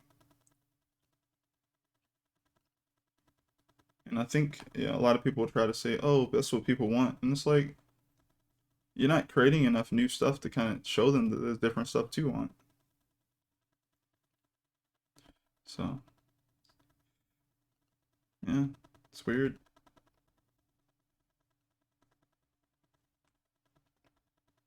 It's like a part of the reason why I like comics is like it takes a lot less money to make, and like it doesn't have to be for a company. So like you can get closer to like what the author actually wanted you to see. Visual effects in a comic cost so much less than like something like CGI, you know. And like if someone does something cool in a comic, if you can draw, you can replicate it. And you can replicate it quickly. You can see it and go, I like that technique. And your next chapter, you can do that. Your next page, you can just do that, right? But, in a movie, you gotta hire all these people, or you have to have all these editing skills. You have to do so much just to kind of do something. And if you want to do something different, I mean, you can do it, but like, I don't know. There's a disconnect, and it takes far longer to create a movie than it does like a comic book. So the amount that you can actually kind of grow or kind of change things is really cool. So I don't know.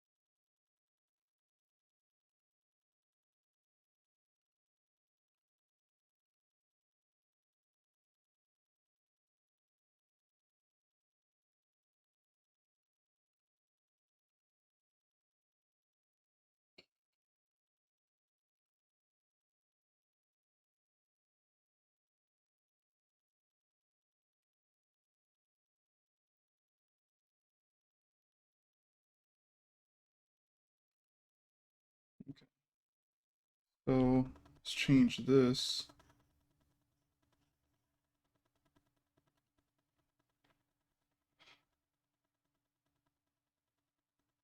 And they're recreating things we already liked, remake something we hated when it dropped, like Aragon. Oh my god. It's a real task, in my opinion. I just feel like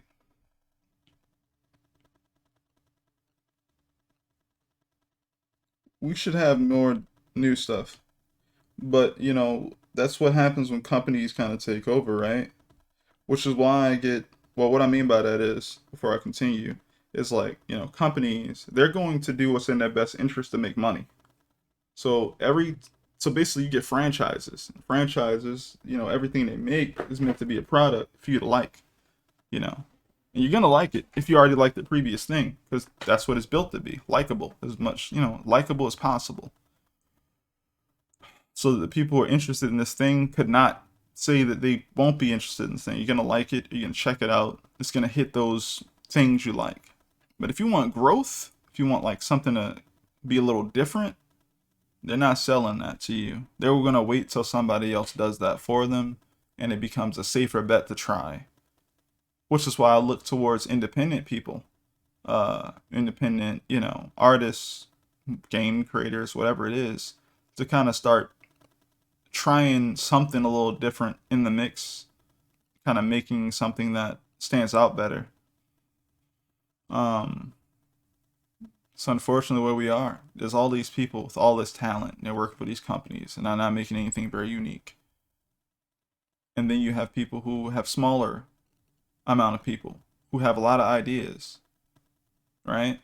Like, can you imagine? Like, I mean, you don't even have to, right? What was it? What's the name of that game that just came out? Baldur's Gate, right? Baldur's Gate drops, and immediately you see people in the gaming space like, oh no no no, don't expect that quality from us. That's just different. Like, don't expect that quality from us. All right, you know, I don't even know what they were saying. It just was funny that they were actually going out their way to tell people don't expect this quality from us. It's like their team is probably smaller than some of these other big teams. What do you mean don't expect this quality from you? Why not?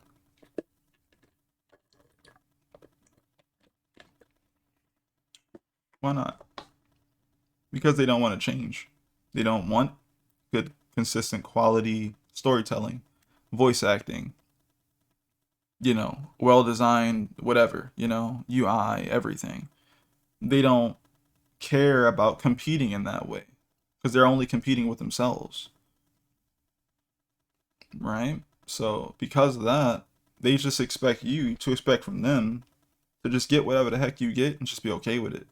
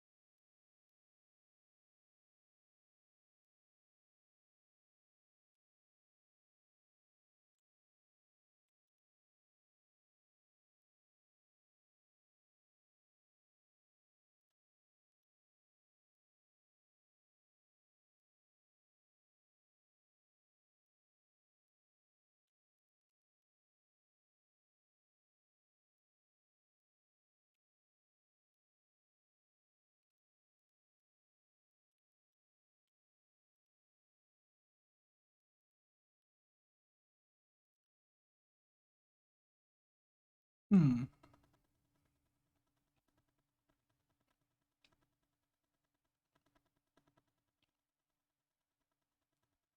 Okay.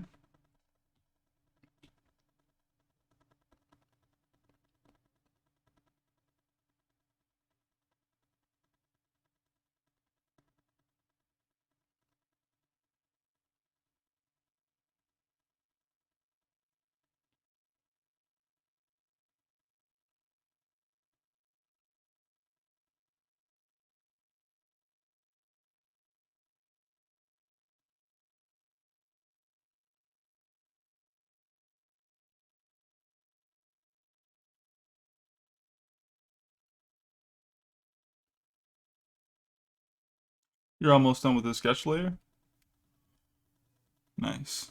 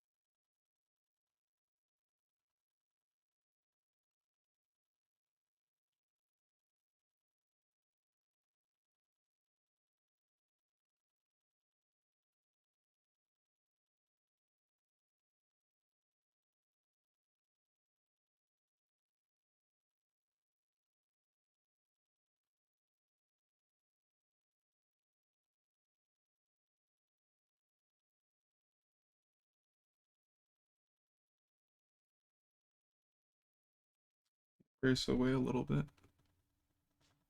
Asked Dagger to help me with the perspective and composition, because something about it was granting me peace. Hmm. Okay. It's always good to have people to help you. Definitely, people you know.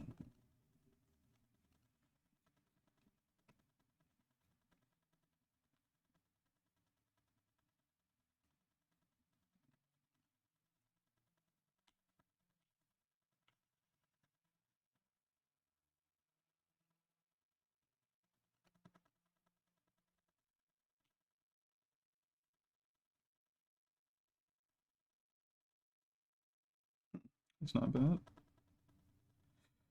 Okay. I need to erase out things on the legs. I'm not liking some parts of it.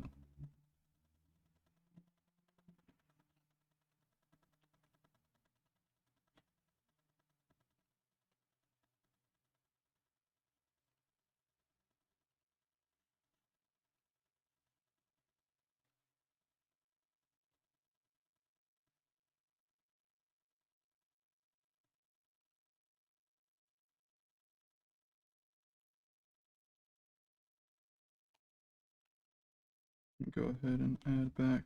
Well, not add back, but add the spell in here, I think. Should work.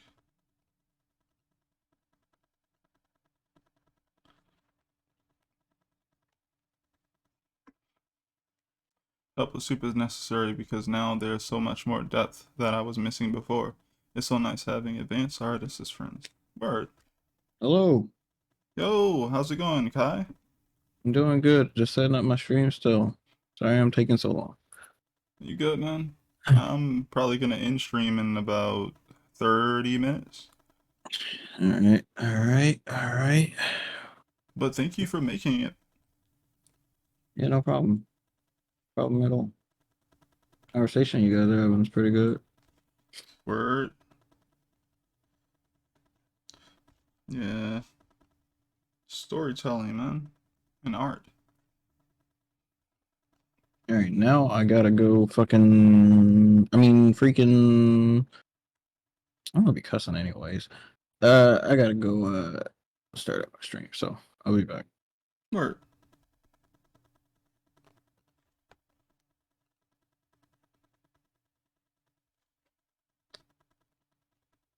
The Kaino Knot shall return.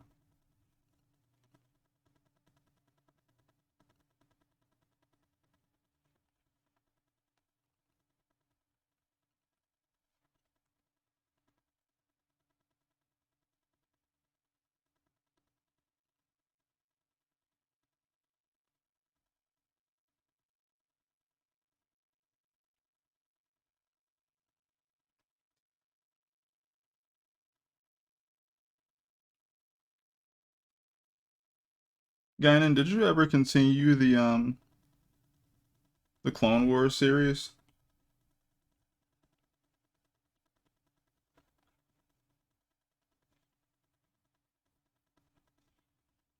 Guess that's kind of a random question. But I remember you were talking about it and you were like, remember you were like, you was like, so like when does it get good? And I was just like, ah.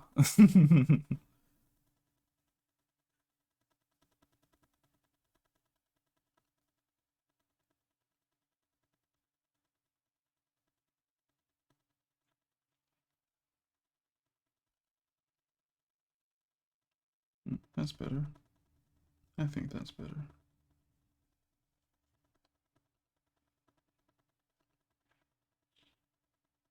Nah, I bounced off super hard. Understandable. How many seasons in did you get?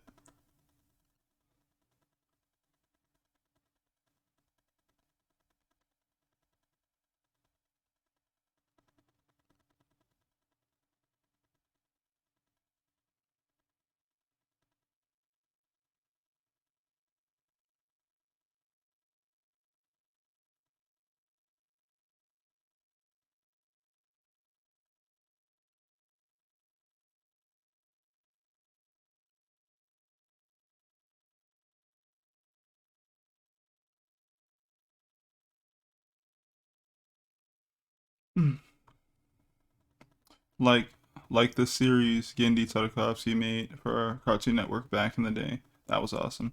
Oh, word. Yeah, that's a whole different feel. That's understandable. I only asked because it's one of those series that kind of I would say is smartly written where it's kind of like well then again, for some people the slow burn just ain't it. And I understand that. But like the writing is good. I don't remember. I think afterwards I tried to get into Rebels because the cast was cooler to me. Word. But I also bounced off of Rebels. I think Star Wars just isn't for me, unfortunately. That's literally understandable because it is stuck in a certain way, stuck in a certain type of thing. But I was just gonna say that if you like the prequels at all, even as a joke, like even like some of the fun stuff that was going on there, or even a little bit, you get so much more from the Clone Wars, the cartoon joint, the animated series, and I think that they do a fantastic job. There's 7 seasons, and the last 4 episodes of the 7 seasons, one of the greatest episodes. Like it might be the best episodes in the whole entire show type thing. They're really good.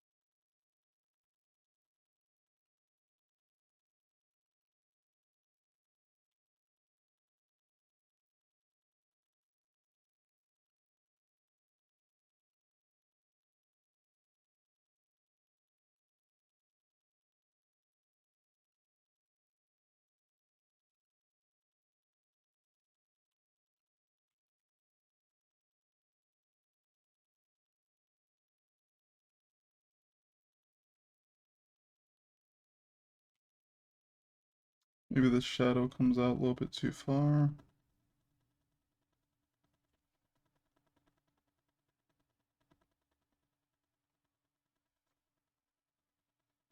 Maybe a little bit better.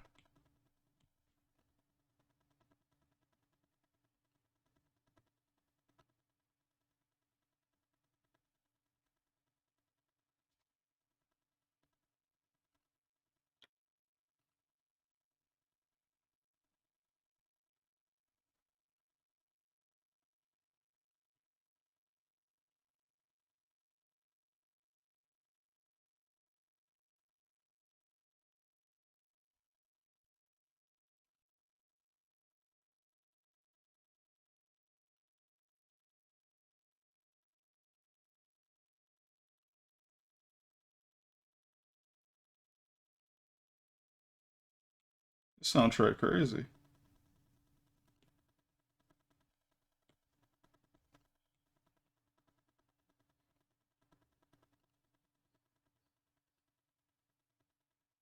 But yeah, what was I trying to say? Um, coming back to another storytelling point. For anyone listening, again, I said this yesterday and I'll say it again. Please just do what you want to do with your story. Like, for anyone who's thinking that they need to just keep doing the status quo and, you know, just do what you want to do. Like, literally that. Um, we need more of that. We need more people to know.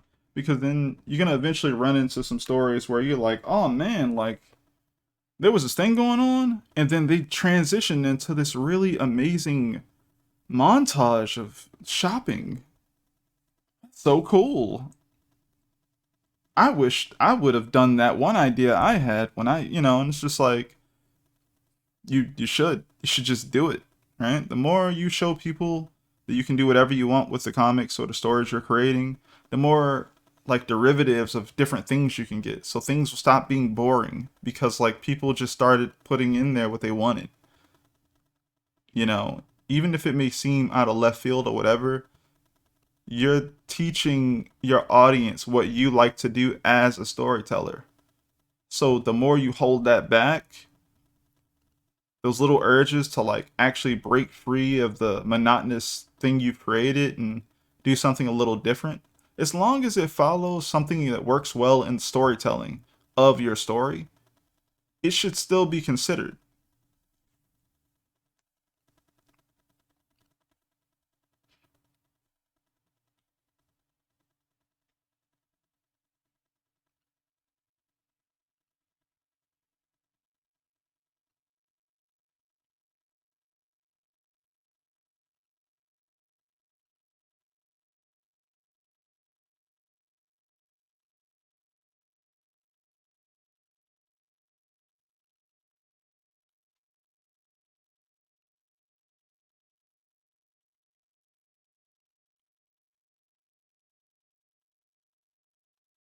All right, I think Sabine is looking quite nice so far. I think I just have to fix up like her gauntlets and whatnot, and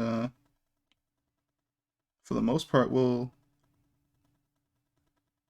be able to kind of jump onto the mask and everything.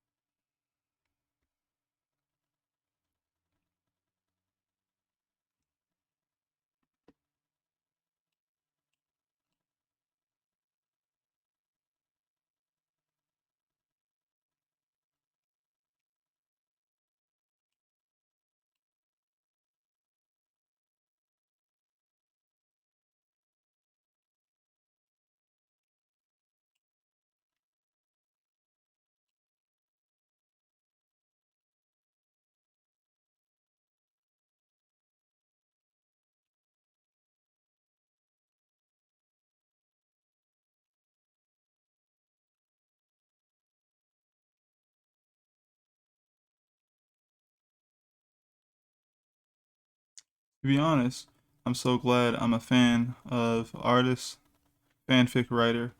It's just giving me the balls to write what I want, but hasn't really given me much in refining a lot of my ideas. I feel like refinement came from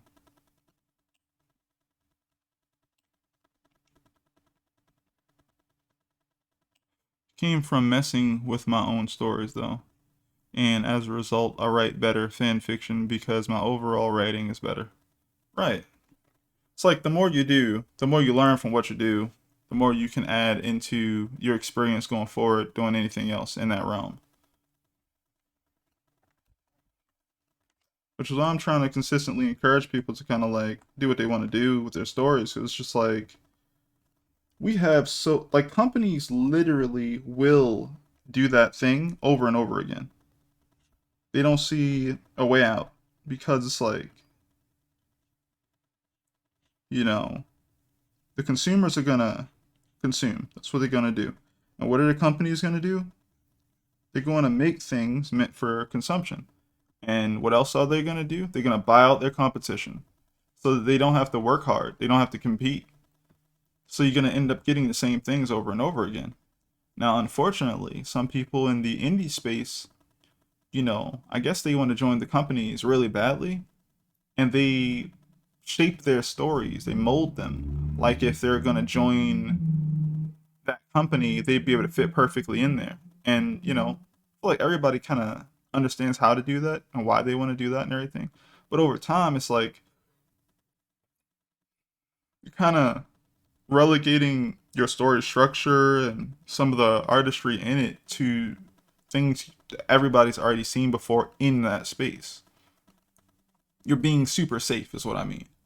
And because you're being super safe, which again, not a total bad thing at all, it's just over time, it's like there's gonna be a bajillion people who are doing the exact same thing.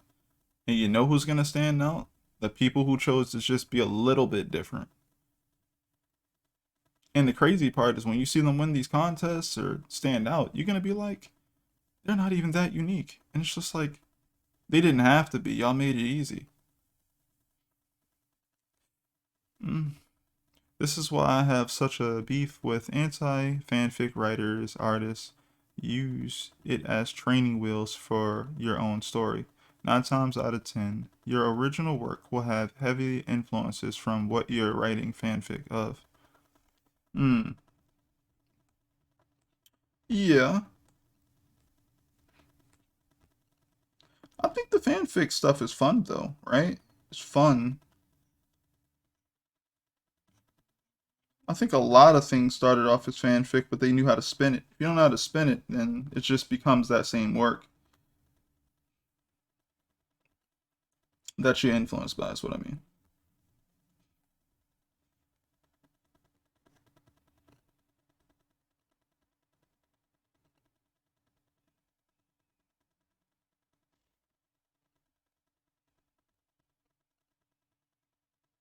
Which I'm sure that's probably what you're talking about.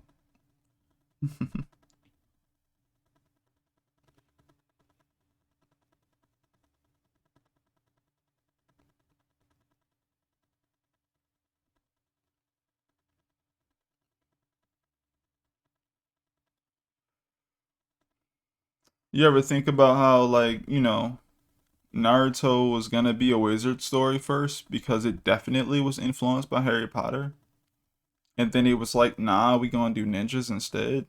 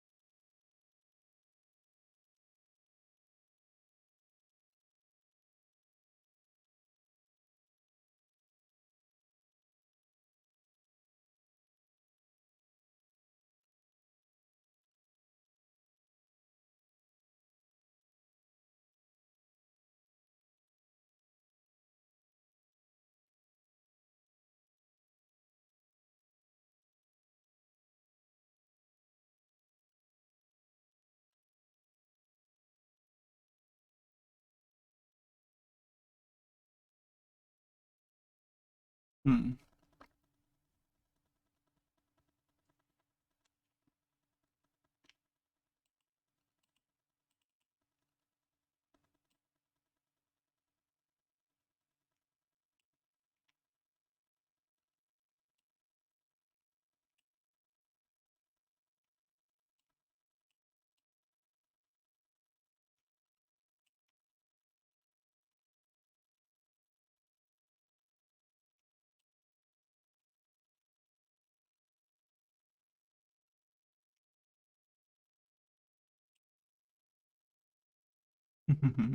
This is why I have such beef with Inside.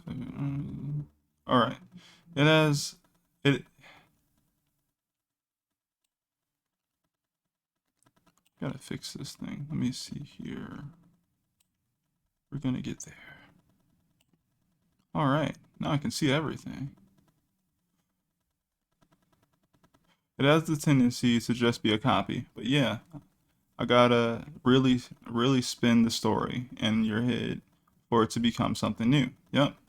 Like I have the small town AU for Naruto. The fanfic will be fun to write, but this is definitely like the first draft of something of completely original story in the future.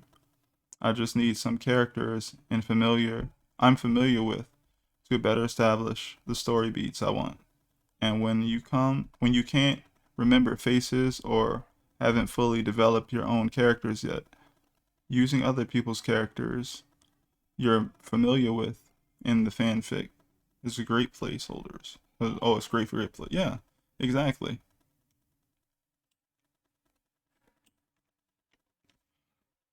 It's just basically like, you get into the fanfic stuff and you go, man, like I like playing with this recipe for a story. I like these type of quirks in my story. I like, these type of characters. I like these type of twists. I like this realm, this possibility of this type of playing with storytelling. That's what you kind of are establishing when you kind of go into like wanting to do a fanfic. Or you're in the other realm where you're like, that story was good, but I could have did better. Here's what I would have done.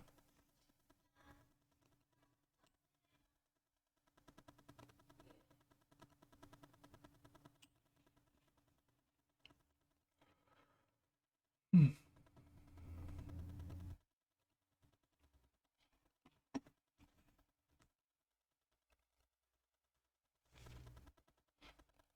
All right, I think for the most part I'll be able to finish this a bit later, but yeah, I think it's coming out pretty good. I got almost everything in there I want.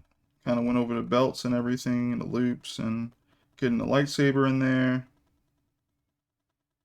I have to relook at everything else later, but yeah, I want to go over the her gauntlets and whatnot.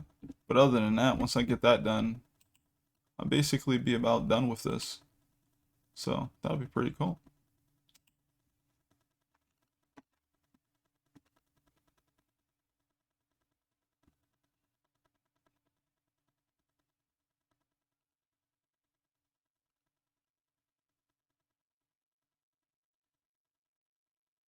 Oh, fix it writers.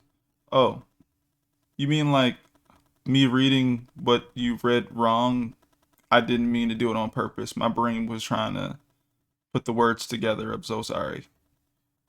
Thank you. Thank you very much. I like it. Looks fun. Am I not going to color it? I'm probably not going to color it, honestly. Probably not right now. Um, yeah. I'm just happy to have fun with the line work right now. I'll probably come back to it if I want to color it, because I'm definitely setting it up to easily be colored. Kind of going that direction with like my style and stuff. And very much enjoy doing things that are closer to flats nowadays. Unless I'm like working traditionally, I kind of enjoy like going with the flat approach at this point. And it's not just about speed, it's more about like, I don't know. It feels more unique for me anyway, for what I see often.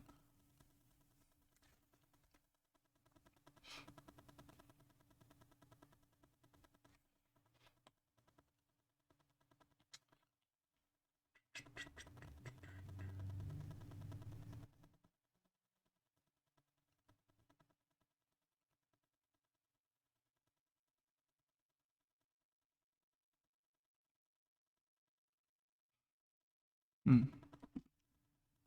Yeah. All right, everyone. Thank you so much for coming out and hanging with me on the stream. You guys got to see the stream. Be sure to check me out on social media. Definitely follow me on Twitter so you guys will know when I go live again or stream. Um, I also work on a comic called The Divinity. You can usually check it out on a bunch of free sites like Webtoon, Tapas. There's over 200 pages available to check out and read. Um, so if you like it, check it out, support by just liking it or sharing it or something. That'd be awesome. Um, yeah, I will see you guys next time.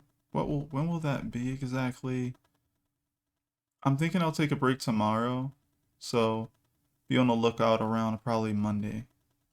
But yeah, thanks everyone. You guys enjoy the rest of your day.